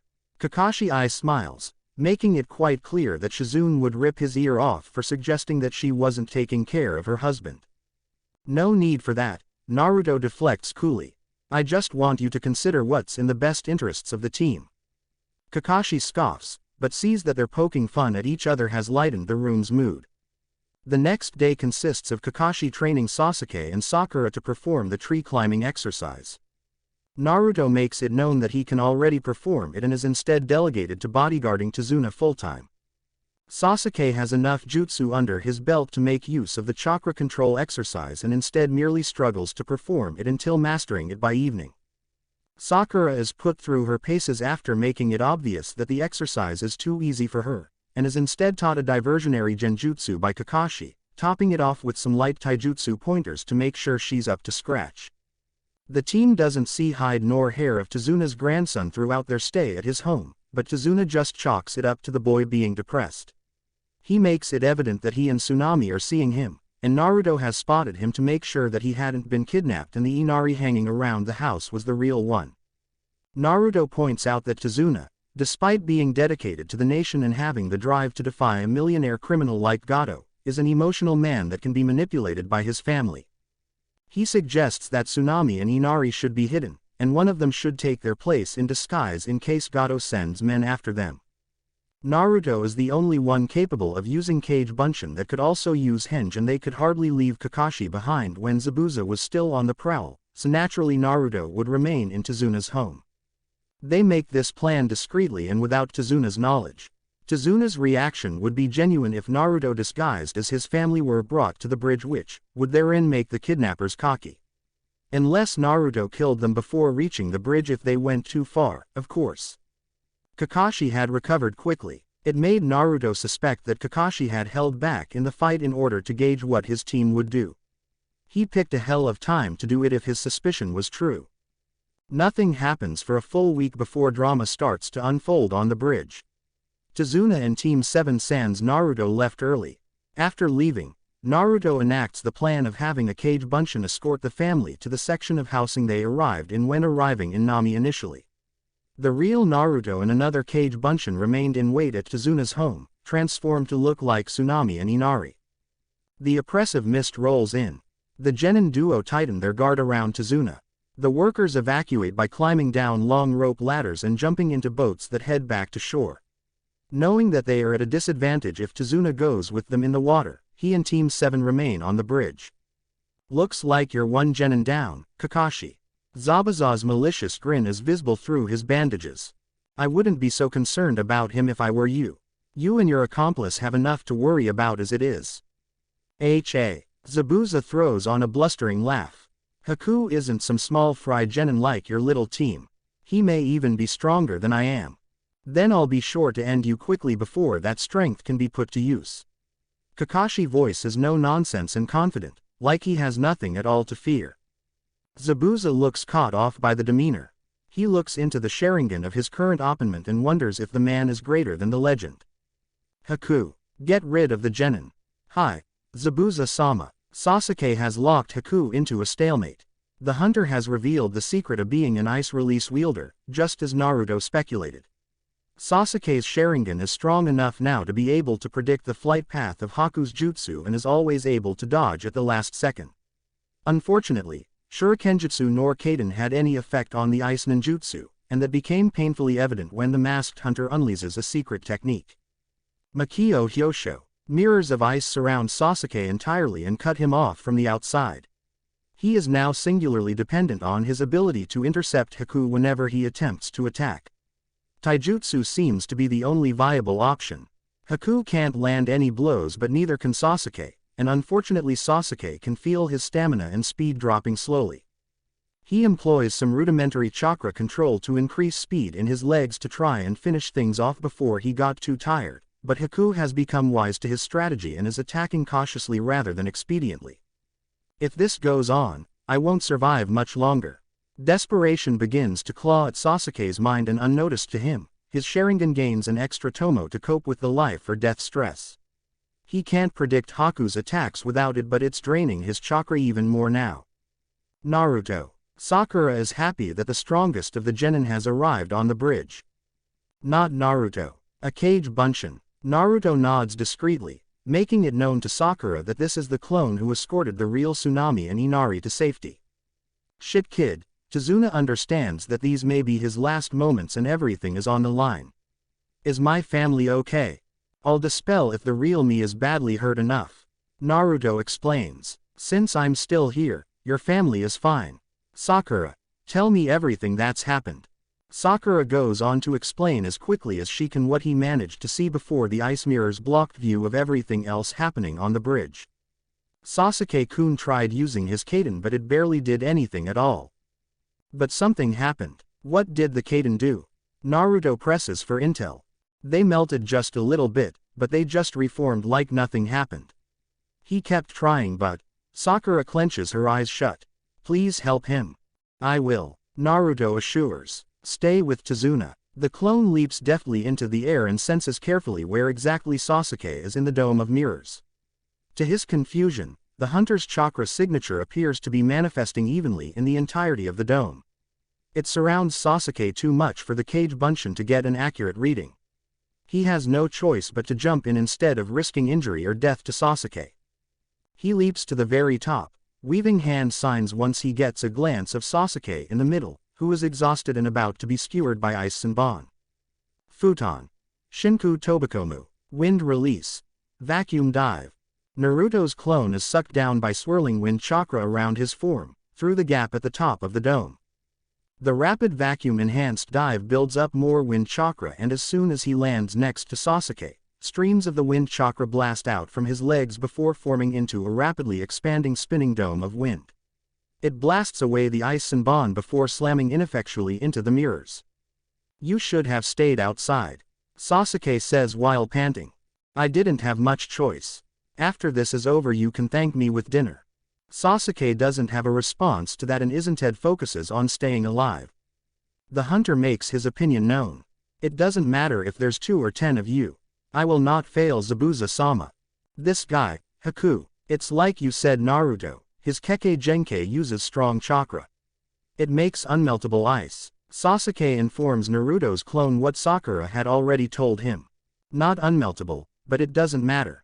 My jutsu is also on another level. Naruto starts weaving signs for a dense Kaden of his own. Kaden.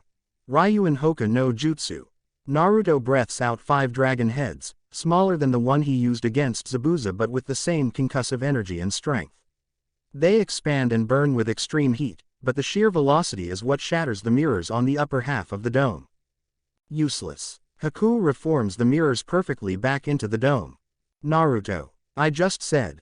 Sasuke stops upon realizing that Naruto is doing the same thing as in the fight with Zabuza. For as long as Haku tries to maintain the dome, he would expend massive amounts of chakra.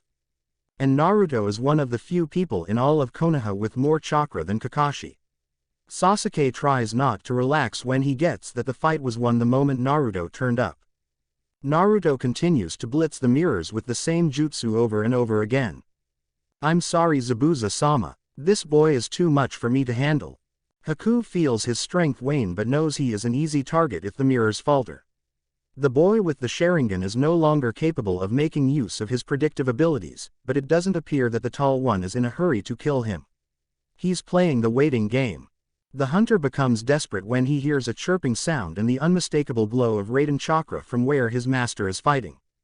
I'm sorry, Konoha shinobi. But I must call our fight early. The mirrors shatter immediately. Clone Naruto's reflexes are severely impaired by the rapidly decreasing chakra in its body but he catches Haku by the leg before he can flee to assist Zabuza. No! Haku screams. His wild chakra spurts out of his body and the icy surface of the bridge encases clone Naruto in an iceberg. It is too late however. The time that Naruto brought Kakashi proved fatal to Haku's master. Haku stops on the spot when he sees Zabuza, held completely immobile by a pack of dogs and with a palm of lightning through his chest. There is a pregnant pause. Haku stands completely still looking at the final moment of his master. And then, a howl of despair and anguish sends chills down their spines. Haku screams at the frozen clone. He breaks out into a sprint. Sasuke hobbles his way back to Tazuna, but Haku doesn't make it that far. The cage Bunshin encased in ice violently explodes, sending out shards that bury into Haku's stomach and arms. He is sent flying and lands midway between the explosion site and Kakashi. His death is quick. He isn't conscious by the time he lands and shards buried in his flesh are scraped out from rolling across the surface of the bridge. There is a long trail of freezing blood. Haku is dead within the minute. It is an unspectacular death that made Sasuke's stomach churn. Kakashi calls them over and away from the end of the unfinished bridge. Tsunami and Inari do not jolt on receiving new memories. The guards surrounding them on the dinghies they had commandeered seemingly have nothing to fear. A small army of mercenary criminals lead them up the workers' ladders to the end of the bridge.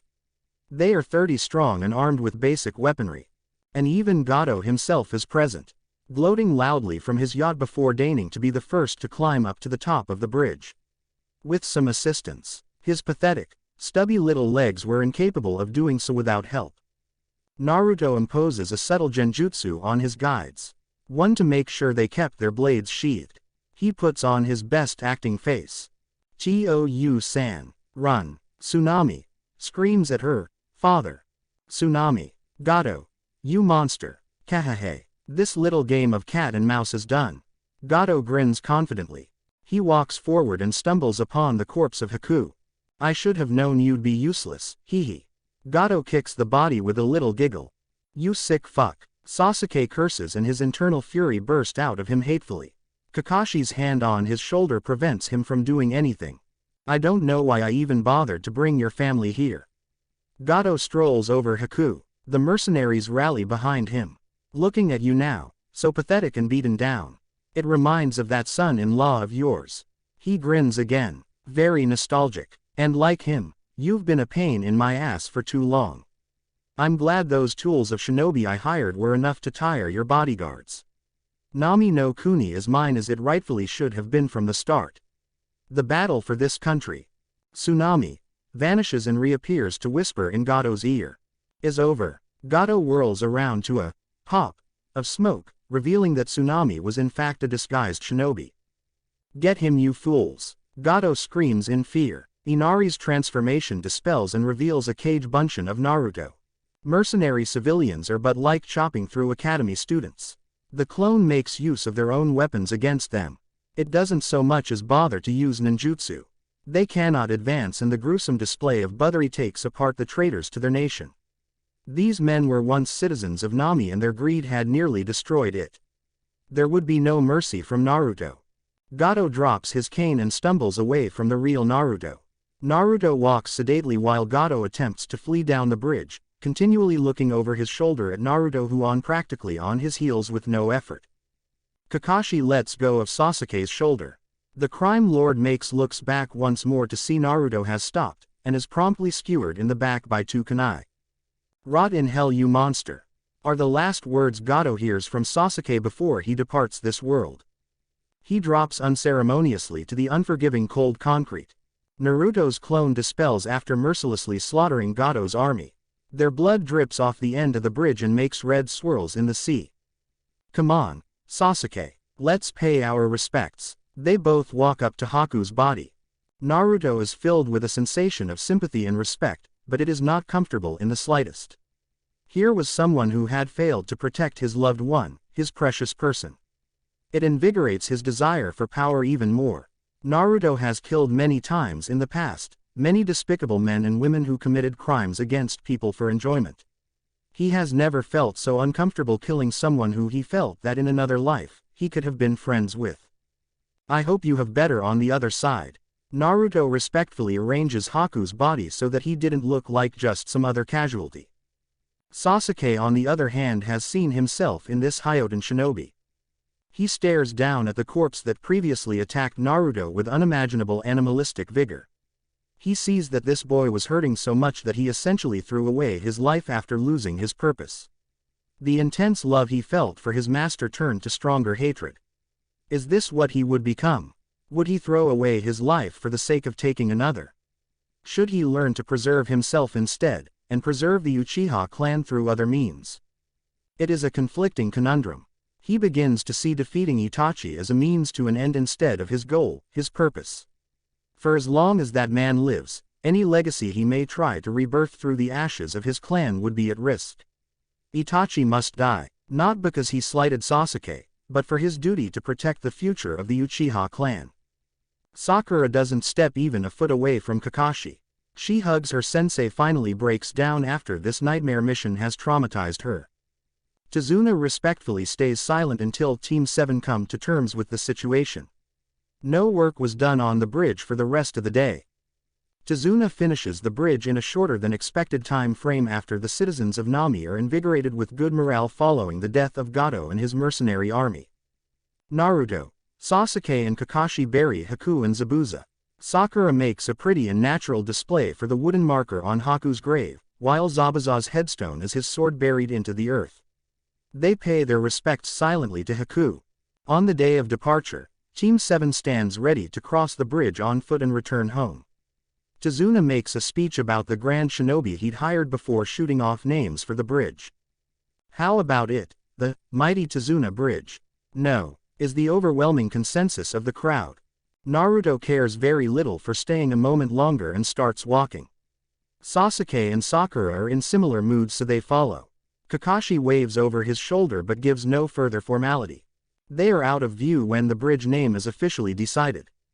Alright, fine. We won't name it after anyone.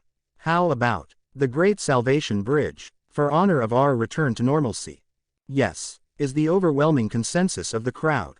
Team 7 arrives at the gates of Konoha. Kakashi dismisses them, gives them the spiel about getting rest and bids them goodbye while he goes to the Hokage Tower to make his report. Naruto makes a beeline for home. This mission has taken more out of him than he thought. Not physically, but his mind had been toiling over what happened for the entire trip home. He needed something to distract him. After stepping out of the first warm shower he'd had in 3 weeks, he looks at himself in mirror and is startled by something. This is. Naruto takes in the pattern on his Sharingan. His hands trace around his eyes, he pulls the skin around them as if to get a better look. Mangekyo. Chapter 6. Contagious Morality. We've received a hidden message in an invoice from Cuba Town. They export iron to us to craft shinobi tools. They are currently suffering attacks to steal refined iron before they send it out. Evaluate the situation, act as necessary. It is not a smart idea to steal from one of the Big Five nations. Cuba Town is but one of many sources of Konoha's iron within the Hai no Kuni, but one does not simply steal from Konoha without retribution. If the culprit refused to cooperate and leave town for good, well, they wouldn't be lasting much longer. This is Team 7's 5th C-rank mission. Thankfully none of the C-rank missions they have done since Nami no Kuni have been particularly dramatic or dangerous. Mostly actual escort missions, with one valuable stolen item retrieval thrown in too. The town is only a day away from Konoha, and Team 7 quickly questions the residents to understand what's happening. Bandits have killed 2 townsfolk for resisting and they return every week to collect the majority of the iron that is mined. They do not wear any markings that denote them as operatives of a village, although a village may be buying the resource that they're stealing. Naruto and Sasuke have proven that they are capable of working on their own, so Kakashi tells them to let loose if the culprits decide they can take on a unit from Konoha. Unfortunately, hungry men are desperate men and the desperation of the bandits tells them that they are not laying siege out of greed, but for survival. 30 bandits are the entourage of one man that appears to be running the gig, and they arrive in town a few days after Team 7 does. Kakashi attempts to negotiate. He tells them to return home as hunters of meat and as farmers or craftsmen. We don't have a choice. Our lord, the middle-aged leader spits the word, is arming shinobi. Shinobi that kidnap our children if we don't comply. He and his bandit allies arm themselves with mediocre weaponry. I am sorry, then. Kakashi draws a kunai. The boys immediately set to work dividing the bandits into groups by each killing a few of those who rushed at the start. Sakura herds them apart by projecting a genjutsu of an earth wall between them. She uses this on a few bandits in the middle to cause them to bump into the others who are looking for an alternate route. Anyone who gets past the 2 boys is met by Kakashi, who defeats them swiftly and cleanly. Naruto's group attempts to flank around a building, so he pursues. He is too quick for them to really compete. He cuts them down one by one until he is left with a lone survivor. A survivor who is out of view of anyone, gifting the boy with a golden opportunity.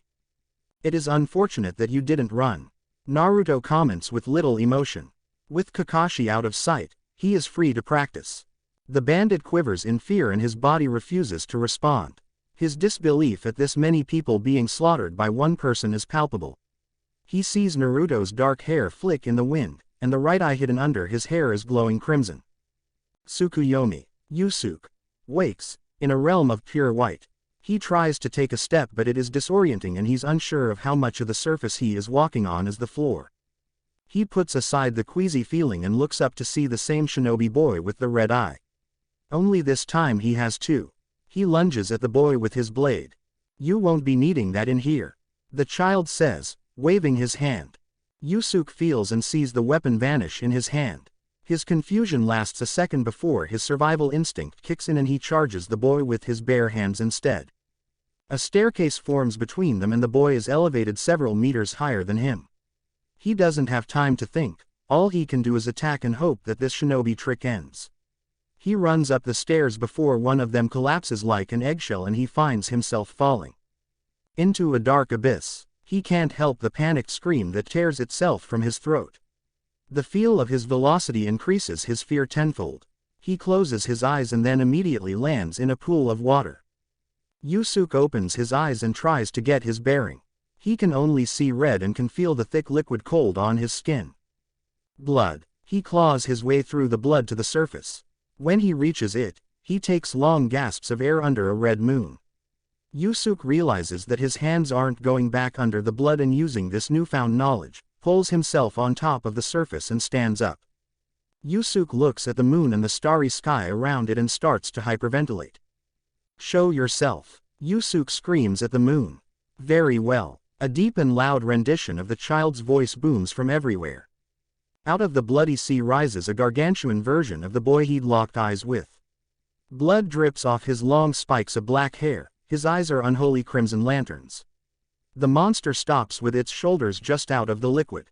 "Where am I? What do you want from me?" Yusuke demands fearfully. "I desire only your knowledge. Your life possesses little value to me. Give me the knowledge I seek, and I shall free you from this realm in which I control all things." Shinobi tricks. We were told what to do if we get caught in one of your illusions. Yusuke realizes what he is seeing and pulls out his pocket knife. Yusuke stabs himself in the thigh, and knows that the immense pain will knock him out of the illusion. Only it didn't. Genjutsu still operate under the sensations that the victim is feeling in reality. Even a strong breeze and the sensation it causes on your skin may be enough to remove you from an illusion. But you are no longer in your own reality. You exist in my realm now. A realm in which I am God. 9 etheric light blue skeleton hands rise up out of the blood lake. In the fist of each were real skeletons, one hadn't even fully rotted away yet. Skin forms on some of their faces, long tongues hang out of slack jaws and muscles and flesh refuse to stick to the bones, falling into the blood. One of them manages to form a functioning but rotten head and speaks to Yusuke in a gurgling voice that echoes several times. "Kill me." Yusuke threw up violently. "These are the ones who came before you. They did not give me the knowledge that I desired, so I have kept them here for eternity. Their minds have deteriorated so much that they no longer remember the secrets that I wanted. This is a fate you will share, if you refuse to bequeath upon me the circumstances of your task." Why does that matter to you? Yusuke thinks hard. He has a ticket to get out of this dimension. The boy you saw in your reality is my vessel in which I can manipulate the existence of mortals. He has been given a task by his village leader to assess your group's efforts. It is my thanks to him for allowing me to share his body that I obtain the knowledge that he desires. I will tell you anything you desire. Yusuke drops to his knees in front of this god. Then we have an accord. Allow me to restore your wound. In return for your secrets, I shall return you to the mortal plane. Yusuke's leg healed and even the pants he is wearing stitched shut as if they were never damaged. We have a handler, he's a shinobi. Yusuke starts off with white hair, 2 dots on his forehead. He killed 10 people in our village with bones that came out of his body. He told us to get resources by any means necessary or he'd kill our families. He's apparently a part of some new ninja village in Oto no Kuni. The lord of our land is giving the leader of this new village free reign to do whatever he pleases to us. Naruto cancels the Tsukuyomi early. The stress on Yusuke's chakra network and mind puts him in a vegetative state. He took pity on the bandit and stabbed a kunai into his head. Even if the man could be saved, he'd seen too much. His playing God act had fooled the man well enough to make him spill everything he knew about this new village. It wasn't much but still something. Only a second had passed on the outside while his Tsukuyomi took place, which gives him enough time to fake a scenario in which he could have reasonably extracted that information. He waits a few minutes before returning to the main group and joins Sakura as defense for the townsfolk that they'd ordered to stay indoors and barricade up. Sasuke makes short work of the remaining bandits before Kakashi stops him from killing the last one. This is our chance to practice what we talked about. The Junin ties up the survivor. Kakashi. Naruto steps in with his new tale of half-truth. I had one of the bandits tell me why they're doing this. They have a shinobi coercing them into stealing the iron. He said if they didn't cooperate, the shinobi would murder their families. This shinobi is using normal people to do his dirty work. Looks like they don't want anyone to find out what they're doing. Sasuke activates his Sharingan, which whirls with 3 tomo in each while Kakashi holds the man's head still and forces his eyes open. Practicing hypnosis to get information. The hypnosis potential of the Sharingan took much skill before one could be considered a master of it, and even in control of a person's mind it still fell far short of the legendary genjutsu of the Mangekyo. Koto Amatsukami. Using the standard hypnosis could only get gleams of information and shinobi could lock out someone from their mind with some effort. Naruto had wondered what it might be like to wield a jutsu like that, but figured the Mangekyo must be primarily hereditary. He could use Tsukuyomi with his right eye and Amaterasu with his left, just like his grandfather could. Try and focus on that and draw out anything like it. Kakashi coaxes. Sasuke nods and focuses his eyes. Naruto and Sakura are treated to a boring wait. The pink-haired girl had grown far more confident in herself over the 6 months that she'd been a genin and actually strikes up conversation with Naruto rather than disguising her fear of him with verbal assaults. What do you think it's like? She asks while twiddling her long pink hair. They sit down next to each other on a bench left out at a dango shop. You might need to be more specific with me, Sakura. Naruto comments, idly shaking his own hair back into place after whipping it around chasing the bandits. He had grown to cover the Uzumaki insignia on the back of his shirt. Having a Kekkei Genkei, I mean. Sakura clarifies with some wonder in her voice. I guess it must be different for everyone who has one. Naruto feels like he's gonna go off on a lecture but figures that Sakura is the most likely to listen to it. If you think about it, someone born with a Kekkei Genkei probably doesn't feel any different to a normal person. They can just do something with their body with a power that they're born with. To them it's probably no different from being like us. It's just natural, just like it's natural for me to be good with Kaden and Futon, or your affinity to genjutsu and medical ninjutsu. That's true I guess, Sakura concedes. People with Kekkei Genkei don't really seem that different on the outside. But there may also be other kinds of difficulties that normal shinobi don't have. I'd bet that clan culture plays a pretty important part in how Kekkei Genkei shinobi see themselves. You had a Hyuga in your class, right? She's probably under a whole lot of pressure from her clan to maintain the image of strength of the Byakugan, just like Sasuke wants to master his Sharingan and prove that it's something fearsome in honor of the Uchiha. Sakura nods along, seeing reason in his words. I didn't really think about that. Hinata was kinda shy, it must be hard on her to live up to something like that. There might be other psychological things too, Naruto continues without a beat. A few years ago, someone from an enemy nation tried to kidnap a young Hyuga so that they could have the Byakugan for their village. The leader of the Hyuga clan killed him and got caught up in some political incident because of it. The Hokage sorted it out and nothing became of it, but it mustn't have been a good experience for the kid who nearly got stolen. That must have been Hinata. Sakura realizes in shock. I bet that incident traumatized her and she got all shy because of it. Naruto blinked. Surely Sakura would know this already. She was your classmate, wasn't she? You weren't friends. Not really. I mostly kept to myself and Ino, she was my only friend. Sakura sighs, looking a bit down. We kinda had a fight and it wasn't the same between us. I'm sorry, was all Naruto could say. He didn't care much for the drama but he dealt with growing apart from friends. The people he lived with in the orphanage all went different ways after Tsukimi Bachin passed. It's not a big loss, I think. Sakura actually leans her head on his shoulder. I like you guys more anyways. You're turning me to mush. Naruto stated with deliberately fake emotionlessness. She flicks a lock of her hair in his face for the tease, but the two remain in comfortable silence until their teammates are done. Kakashi and Sasuke walk over to them, with the latter having turned off his recently matured Sharingan. What I got just now was about the same as what Naruto said. Sasuke starts to list off what little intel he could draw out. There's a new village in the nation that these guys came from. They have some Kekkei Genkai shinobi who's killing off their families if they don't obtain resources. Kakashi speaks up with his opinion of the matter. It was sloppy. They didn't research who this outpost is delivering to and gave us the opportunity to find out that the new hidden village is arming up. Hokage-sama will want to hear this. The Junin looks around. Well, that's still another successful C rank. Good job everyone. Let's give the all clear to these people and head back to Konoha. Team 7 is sassed with questions about, what if they come back? And, are we really safe? And the short answer to each is, we need to return so that Hokage-sama can send out border guards. Naruto is suspicious about why Kakashi didn't ask how he got the lead in the first place.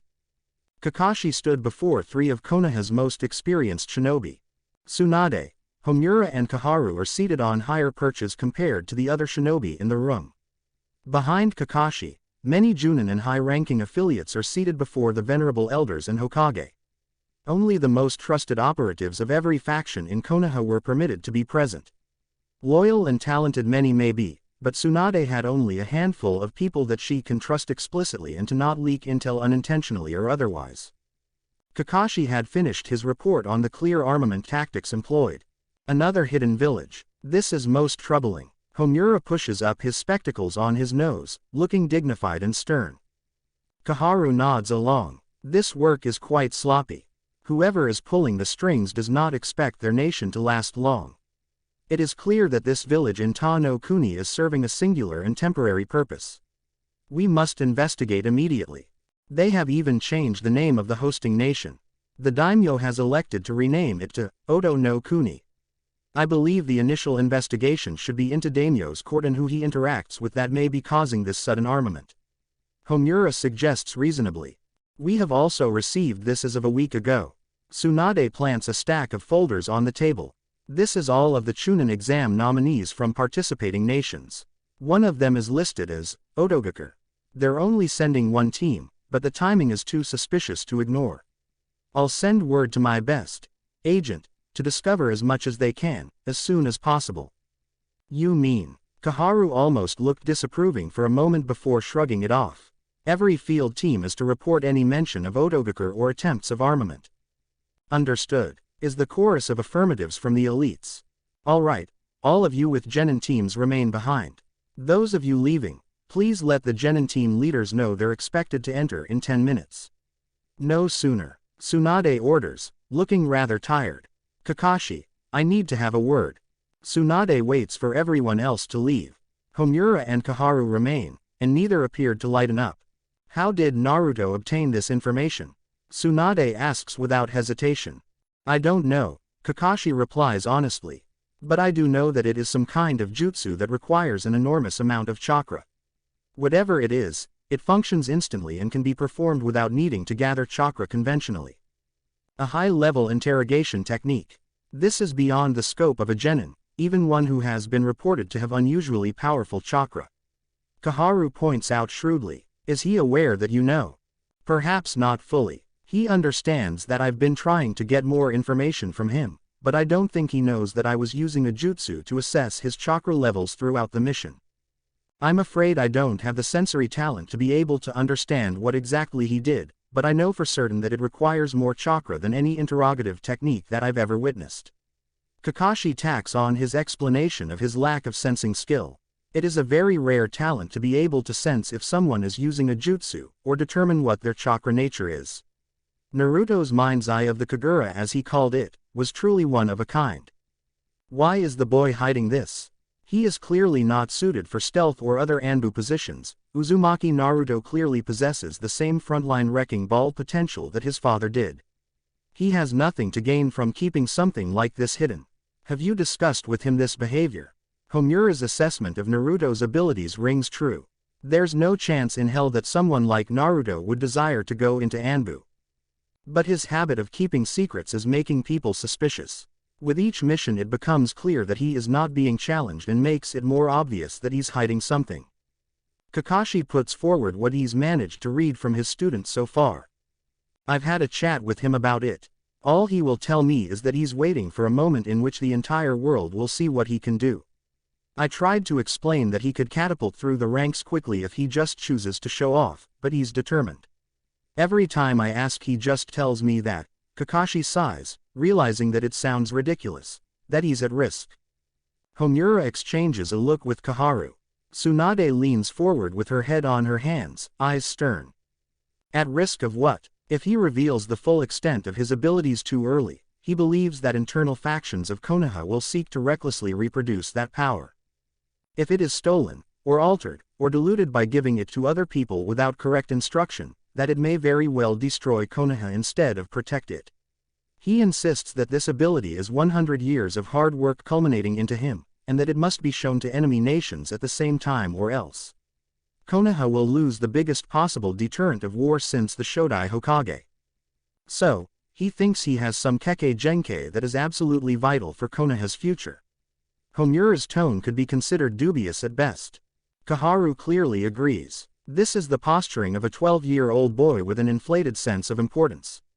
Uzumaki Naruto may be a prodigy of even the same caliber as his father, but unless his ability is clairvoyance, then I suggest that you continue to pry information from him, and determine if he is whispering promises of being a savior for the sake of deflecting attention from an ulterior motive.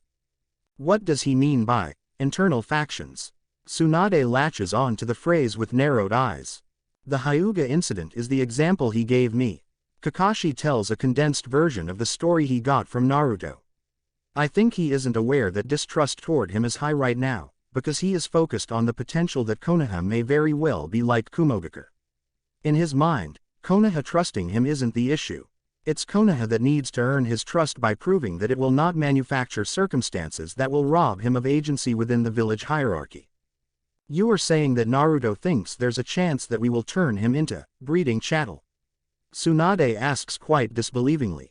Ridiculous. Koharu mutters. Regardless, that's the story he is sticking with and hasn't deviated from. Kakashi is dubious of it himself, but he doesn't know anyone who is more stubborn than Naruto. Asking too many questions of Naruto is the fastest way to get him to make fun of your weak efforts. And Naruto makes waves everywhere he goes. Tsunade sighs and rubs her forehead. Word of the incident at the start of his genin career involving several Chunin has spread around the village. His graduation was also quite public and showed nearly all of the current clan heads that he's worth paying attention to. Throw in a rumor of him completing an A-rank mission, and every eye in the village is on him and most of them are friendly.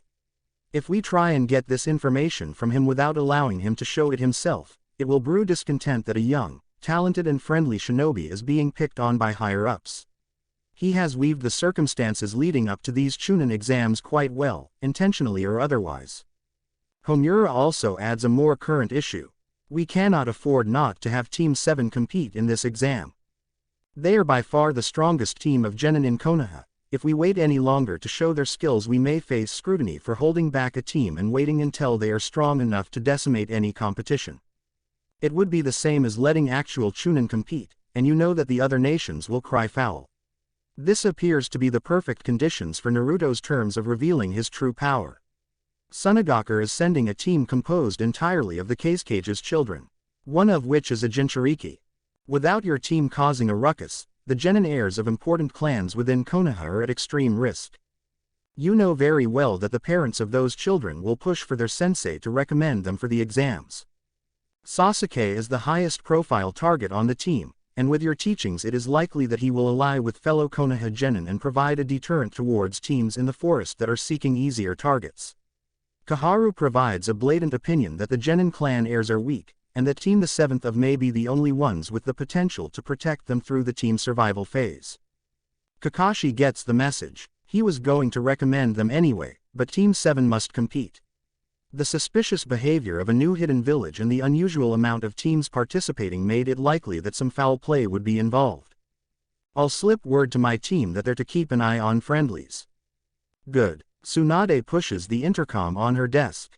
Send in everyone who's here for Chunin exam purposes. Finally, Kakashi thought tiredly. The evening is nearly over and he could soon flee to the comforts of home. His screaming, tantrum-throwing little ray of sunshine is a preferable alternative to being stuck in a meeting. Alright Uzumaki-kun, I'll add these to your medical record for later review. Same as the others. Thank you. I can't help but be curious, however. The doctor turns his chair and looks Naruto in the eye. I hope you understand. From the tests you've asked for over the past 5 months, I can easily see from the scans that you're developing new chakra pathways in your brain and to your eyes. Your vision and reflexes seem to be, well, improving. Then there's no cause for alarm.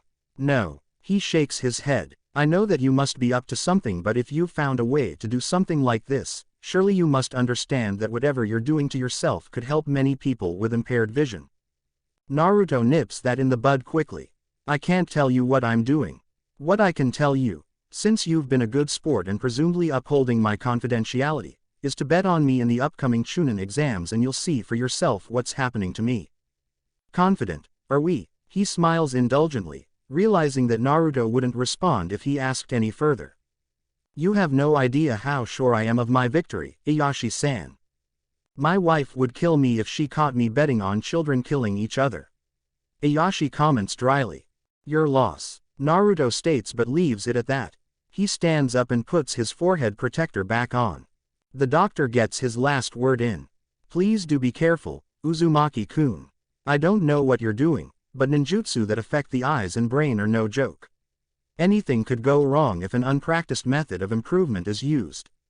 You don't have to worry, Naruto assures with no doubt in his voice. If all goes as planned over the Chunin exams, then you probably won't be seeing me again anyways. Ieyashi raises a brow but doesn't push it. Well, I'll cheer you on for your imminent victory. He indulges the bravado of the black-haired boy. Remember what I said. Naruto slowly shuts the door behind him. Bet on me. Naruto knows for certain that he will not be defeated by anyone during these exams. He would be able to use his full power freely and without restraint. The doctor all but confirmed this over the past few months of him having awoken the Mangekyo Sharingan. At first he'd been extremely hesitant to use it at all. Naruto used it sparingly for practice purposes only and started booking in monthly tests to see if the enzymes in his brain released from using the Mangekyo were making his eyesight deteriorate. But as it turned out, nothing was causing his vision to fail. After the first 2 visits, Naruto got bolder with training the use of his newly awoken abilities. He could bring all sorts of things to set on fire, with Amaterasu into his hideout where his grandfather spent most of his last days. Tsukuyomi had to wait for missions and privacy, but even then he'd managed to use it on some poor souls. Naruto has no fear of losing the light in his eyes. Madara's meddling has ensured it will remain. That thought made him reflect on the stories and memories that the old man had imparted unto him. Madara had used Tsukuyomi on Naruto only once.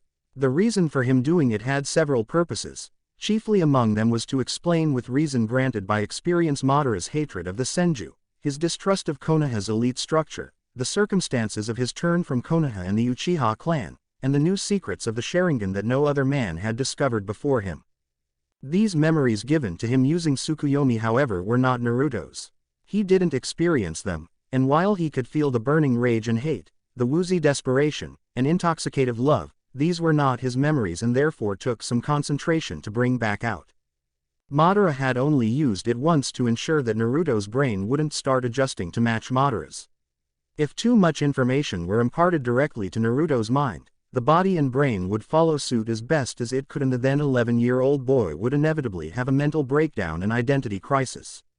72 hours is already a long time to be in another person's sandals. A little boy would not be able to handle the strain. What still needed to be discovered is the reason for the fundamental differences in the development of his Sharingan compared to his grandfather. Uchiha Obito had been implanted and augmented using strange organic material. The matter functioned as replacements for his destroyed organs and limbs, and vitalized the body by cycling chakra from what remained of the implantee's body through new artificial pathways. The chakra sent to the Zetsu matter would return to Obito's real flesh, and since the Zetsu matter was created through cloning Hashirama's life force, the result would have the implantee gaining the characteristics of Hashirama's chakra. Obito had gained the ability to use a rudimentary form of the Mokuden Kekkei Genkai. His wounds began to heal rapidly, his chakra strength magnified, and most importantly to the Uchiha, he didn't go blind from consistent use of the Mangekyo Sharingan.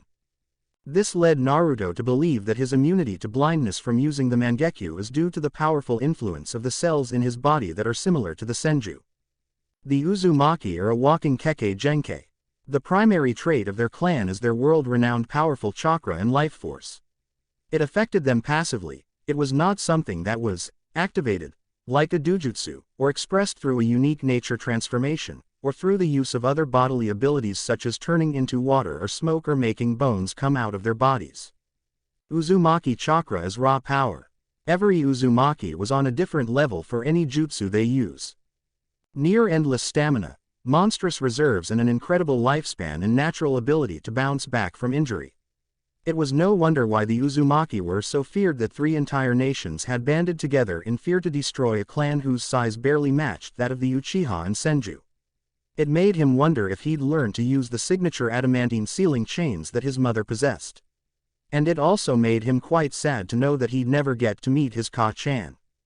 But while the immunity to blindness could be explained by the abnormal strength of his life force, the conditions in which his Mangekyo had awoken is still a mystery. Even Obito, augmented to barely be an Uchiha anymore, had awoken his unique power by experiencing a mind-shattering loss. The grief and stress matched every other known instance of it occurring in the entirety of history. Madara was the pioneer who discovered the intricacies of the Sharingan, but even his wealth of knowledge could not be drawn from because nothing similar to Naruto had ever occurred. Naruto had felt Madara's pain. He knows what it takes to awaken the Mangekyo Sharingan, and he knows that he hadn't experienced such strong negative or even positive emotion before. Sasuke's initial Sharingan had awoken from need and desire. Naruto's Sharingan awoke really just out of the blue. Just because. He doesn't want to boil it down to a simple answer. But all he can think of was that Madara's Sharingan had become whole after transplanting the Mangekyo eyes of his younger brother into himself. No longer did his vision degrade through overuse, and in fact, it seemed that his mastery had grown tenfold. There was no longer a painful burn every time that Madara used those powers. It was as if the Sharingan was always meant to be that way. At no point had any other person achieved the eternal Mangekyo Sharingan. Madara's augmenting himself using Hashirama's flesh may have made the change to his physiology permanent. So therefore, it stood to reason that his descendants would also possess the same, different, Sharingan. Could it be, like puberty which allowed for more bodily functions after it occurs in teenagers, that the innate dujutsu he was born with was simply ready to be used to this degree? That he had grown up enough that his body said, "Yep, it's time for the next phase in your life." The thought makes him want to laugh. Waking up one day and spotting hairs on your chest, and as if that were some rite of passage, you now had the Mangekyo Sharingan. It couldn't be that simple. Could it? In Kumogakure, Yondaime Reikage sat in his office, and the Junin sensei and genin of the one team he was sending to the exams stood before him. 2 other elite and trusted Junin joined in on the meeting. I'll be blunt, as he was wont to do. There is one genin team leaked from Konoha that is concerning. You may need to take efforts to avoid them until their abilities have been gauged successfully. It pained him to say that his strongest genin would need to watch out for Konoha shinobi. The genin in question were silent before him. Karui and Darui, a pair of talented swordsmen. They had proven adept in their 3-year tenure as genin, even catching the eye of other gifted Kumogakure shinobi. Darui had permitted them to receive additional teaching from anyone willing to offer. Like many shinobi in their village, they are both gifted in the use of Raiden to an abnormal degree. But the point of concern and reason for the meeting was Yugito. Far exceeding the abilities of her teammates and peers, the 16-year-old is also the Jinchuriki of the Nibi. The only reason the team had been refused entry into any Chunin exams was due to the slowly simmering spite from Konoha shinobi for their disastrous attempt at kidnapping several years ago. Any mission that crossed paths with Konoha over the past few years always ended in vicious attacks. The diplomatic situation had only improved in the past year, but I didn't want to risk sending the best of the bunch to the exams only to be killed before they were ready. Reikage-sama. Darui is the team sensei and long-time diplomatic bodyguard for the village leader. Knowing the Reikage, Darui sees that if they're even being spoken to at all like this, then the Yondaime has reason for concern. Mabui, the assistant of the Reikage, is the one to list off the known details catalogued of the people of interest. Hitaki Kakashi of the Sharingan has taken on 3 students. Even the weakest of his students has excelled under his tutelage. Haruno Sakura, age 12. Civilian-born, but according to leaked documents, she is currently under evaluation to determine if she could be a candidate for apprenticeship under the Godime Hokage, Senju Tsunade. The genin turned to each other in disbelief. 12. And considered for apprenticeship under the Hokage. Uchiha Sasuke, age 12. Only known survivor of the Uchiha incident, younger brother of S-rank missing nin, Uchiha Itachi. Records show that he awoke the Sharingan during his academy graduation exam and has grown experience in its use from the teachings of his sensei. The boy has proven prodigious and resourceful. His mastery of the Sharingan grows, as does his arsenal of ninjutsu. If he is even half as talented as his sensei and brother, it may prove extremely difficult to counter him. Neither of these sound that bad. Yugito speaks up, crossing her arms under her chest. They're talented, we get it. We still have 3 years on them. Do not underestimate potential enemies. I scolds crossly. Yugito should consider herself lucky he hadn't started shouting yet. Mabui speaks up before Yugito can complain again. The main point of concern is this boy. She pulls out a copy of the academy graduation photograph. Whoa, gimme. Karui seems very impressed by his looks. Uzumaki Naruto, age 12. Darui, C and Samui all look alarmed at the word Uzumaki, which does not go unnoticed by the genin. Known to have fought 6 Konoha Chunin at once and won with taijutsu alone. He possesses unnaturally potent chakra, of which is believed to nearly match the Hokage herself in density and capacity. He is known to use advanced Kaiden and Futon ninjutsu as well as the forbidden Kage Bunshin no Jutsu, of which he can perform to a degree that outclasses elite shinobi in Konoha. Quite the list of absurd claims, but the way Mabui read it off made it seem all too serious. You want us to avoid this crazy strong guy. Omoi rolls his lollipop around to speak without drooling. Darui answers for his genin, already knowing full well the circumstances around this mystery student of Kakashi. It's not just a matter of avoiding him. He may actively decide to come after you if he notices your presence. Is he some bloodthirsty killer? Karui clearly wants to know more about this potential threat. That remains to be seen. Mabui replies clinically, but if the boy is aware of the history between Kumogakure and the Uzumaki clan, he may very well single you out for that reason alone. The history is lost on the youngest people in the room, and they seemed a bit too nervous to ask outright. I stood up and faced the window. He peered out onto his village. The decisions made by him and his forebears over the past 40 years had severely affected national relations towards Kumogakure, and his people were struggling because of it. Dissatisfaction with his leadership is at an all-time high, so any plotting done would have to be for fixing their broken image. We can't afford not to send a skilled team this year, I says. Although facing the glass panes, his voice carries through the room easily. Samui, who had been silent so far, spoke up. Our daimyo and his office have been giving many missions to neighboring nations. Our geographical location already made it harder to obtain missions outside Kaminari no Kuni. The Sandaime Reikage attempted to fix this nearly 40 years ago by creating an alliance to attack the #1 village who was accepting these redirected missions. The purpose of the attack was threefold: destroy Konohagakure's #1 ally, re-obtain the mission contracts sent to Uzushiogakure, and to destroy the Uzumaki clan, said to rival and in some ways surpass the Senju and Uchiha clans.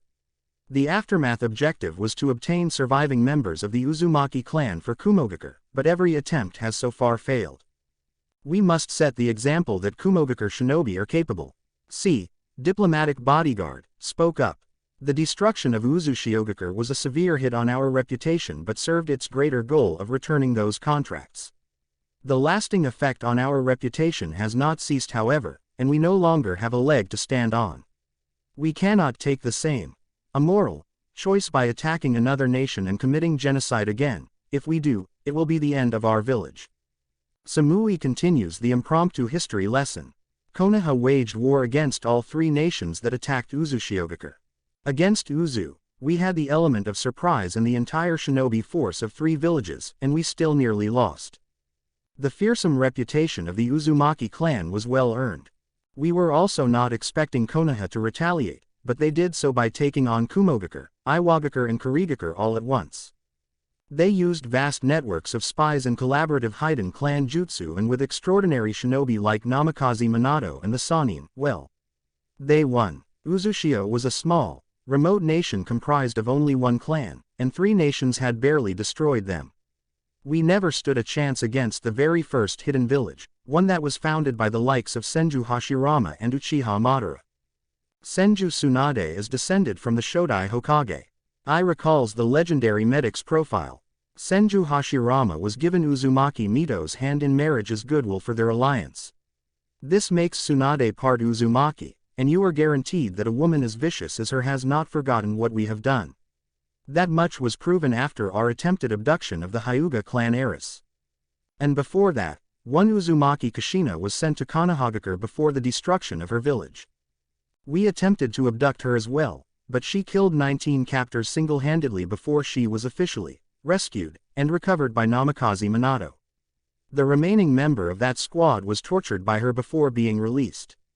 He had to make his way back to a spy hideout with broken bones before giving his report and then killing himself from the trauma. Kushina was the only living Uzumaki in Konoha at this time, so it is likely that Uzumaki Naruto is her son. The 3 genin looked significantly nervous and looked ready to sweat. This is starting to sound like suicide. Yugito gives her quiet opinion. Kumo's reputation must be rebuilt from the ground up. Samui gives her calculated assessment. Ordinarily, we wouldn't divulge this kind of information openly, least of all to genin. However, we need you to have the best conceivable chance at being successful enough that you make it to a round in which your fighting prowess will be publicly visible to any fledgling lords looking to hire shinobi. You 3 are the strongest genin in the village, and we can't risk sending any more teams when we're already struggling. If we send weaker teams, they may be hunted just for sport, and it will reflect poorly on Kumogakure that only 1 team out of many are capable shinobi. We only tell you this information so that you understand how in danger you are, and also how much not just you, but all of Kumogakure has to lose by not competing at all. I divulges sternly. We need at least 1 team to test the waters as our first reappearance into the exams since the Hyuga incident. I would have liked to keep those parts of our history buried, but we are on the cusp of dying quietly in the night. We need to have a strong public team, any later and the daimyo may just hand off the rest to our contracts. To everyone in the room, the message is clear. They don't have a choice. For the good of the village, they must compete and get as far as conceivably possible while a monster was potentially hunting them. It's a very bad situation to be in the first of this kind of caliber for their team. Yugito feels frustration and hatred bubble up inside her. How could she be expected to serve this village when such horrible crimes had just been admitted to her? Calm down, an internal feminine and dignified voice advises. She does so, but the resolute looks on her teammates' faces disgusted her. We can speak later. This may yet provide an opportunity to you. The Nibi is wise. Maybe it would be best to cool it until Yugito could hear her out. You're dismissed, I states, sitting back down at his desk with the near-perpetual scowl he'd worn for nearly a decade now. The genin leave and the raikage is left with his closest junin. It is suspicious that this information has leaked from Konoha. Not only that, but rather detailed information as well. Almost as though it came directly from a personal record. Samui picks up on the unusual happening. This is a bribe, I think. Darui observes with a tired demeanor. Whoever leaked this information to our spy outpost wants us to join in on their little operation to hinder Konoha. This new village is exclusively attacking Konoha-led infrastructure and trade partners. We will act only at the last moment and no sooner. I says decisively, only if Konoha's destruction is guaranteed. If not, we leave as though nothing is happening. This is too delicate a time to be placing all our faith in a clumsy plan such as this. Samui and Darui bow and leave. In the seal of Yugito, she and her Biju conversed. Your home is bringing about its own destruction, and you may be powerless to stop it. I don't want to care. Yugito huffs bitterly, tucking her head to rest on her knees. Matabi acknowledges the careful, don't want to, meaning that Yugito still does for reasons she knows already from a millennia of experience. Indeed, I understand that humans desire a home. My father was unusual for a human, but even he desired the security and peace of mind that a home provides, not only for himself but for all of his children. What's that got to do with anything, Matabi? Yugito asked impatiently. Patience, my dear. What I am going to tell you will not make you happy, because it is not an easy choice to make. You have broken the shell of indoctrination that your village impressed upon each of my previous hosts. It is only right to tell you that you do not owe this nation anything.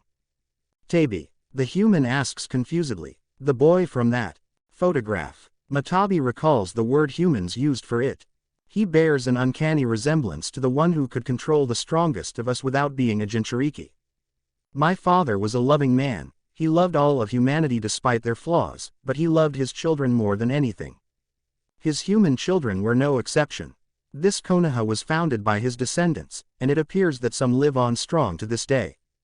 Yugito, that nation will never truly fall. It may be burned to the ground, it may be blown away, but the sons of the sage will never be extinct, and their home will be rebuilt no matter what.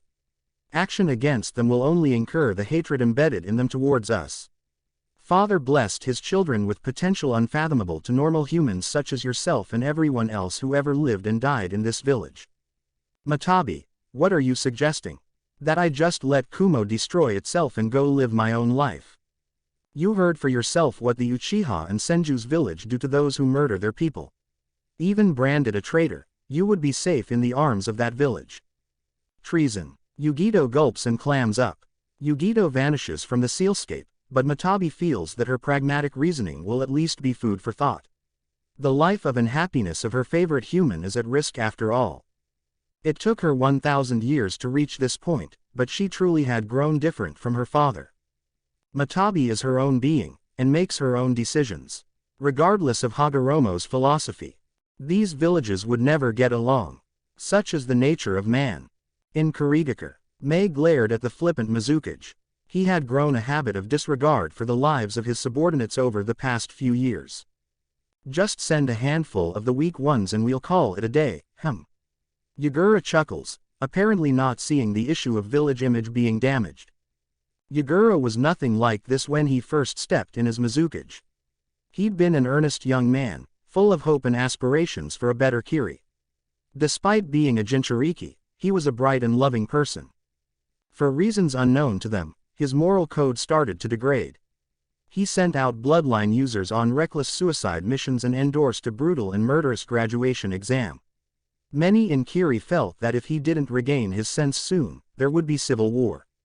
Officials suspected foul play, that Yugura is being manipulated somehow, but they'd yet to find definitive proof.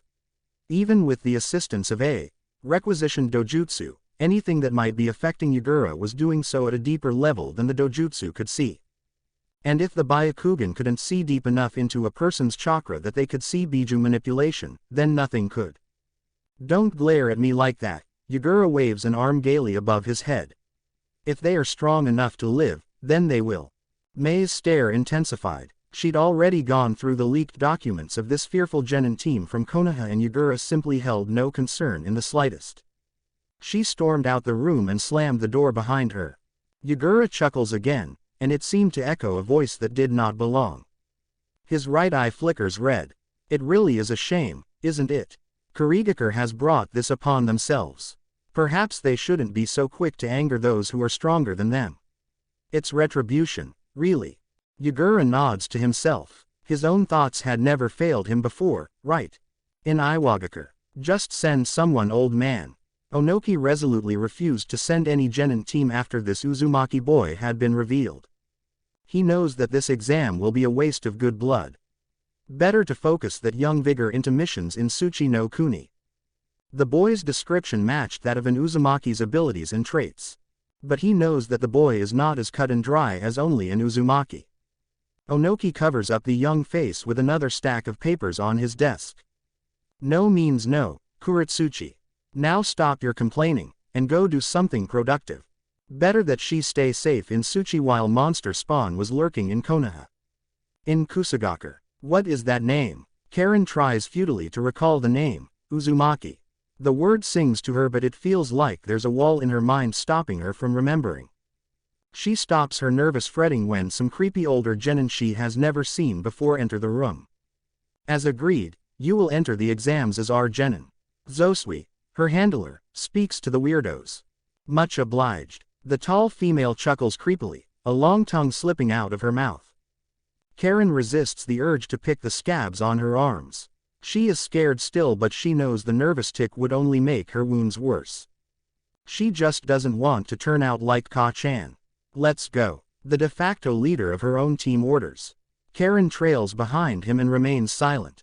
I just want to be happy. In Konoha, Naruto felt that a bit of training wouldn't go astray before the exams, so he set to mastering his Mangekyo Sharingan in the privacy of his grandfather's hideout.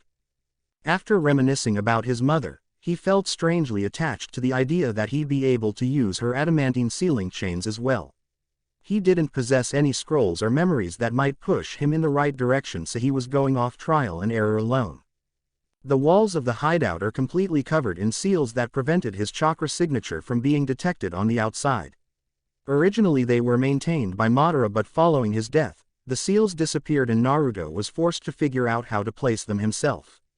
Madara learned how to perform it from his wife in the Uzumaki clan and passed on that knowledge to Naruto. He wants to train to use Susanoo and Kongo Fusa at the same time, but attempting such advanced jutsu was impossible for Kage Bunshin to manage.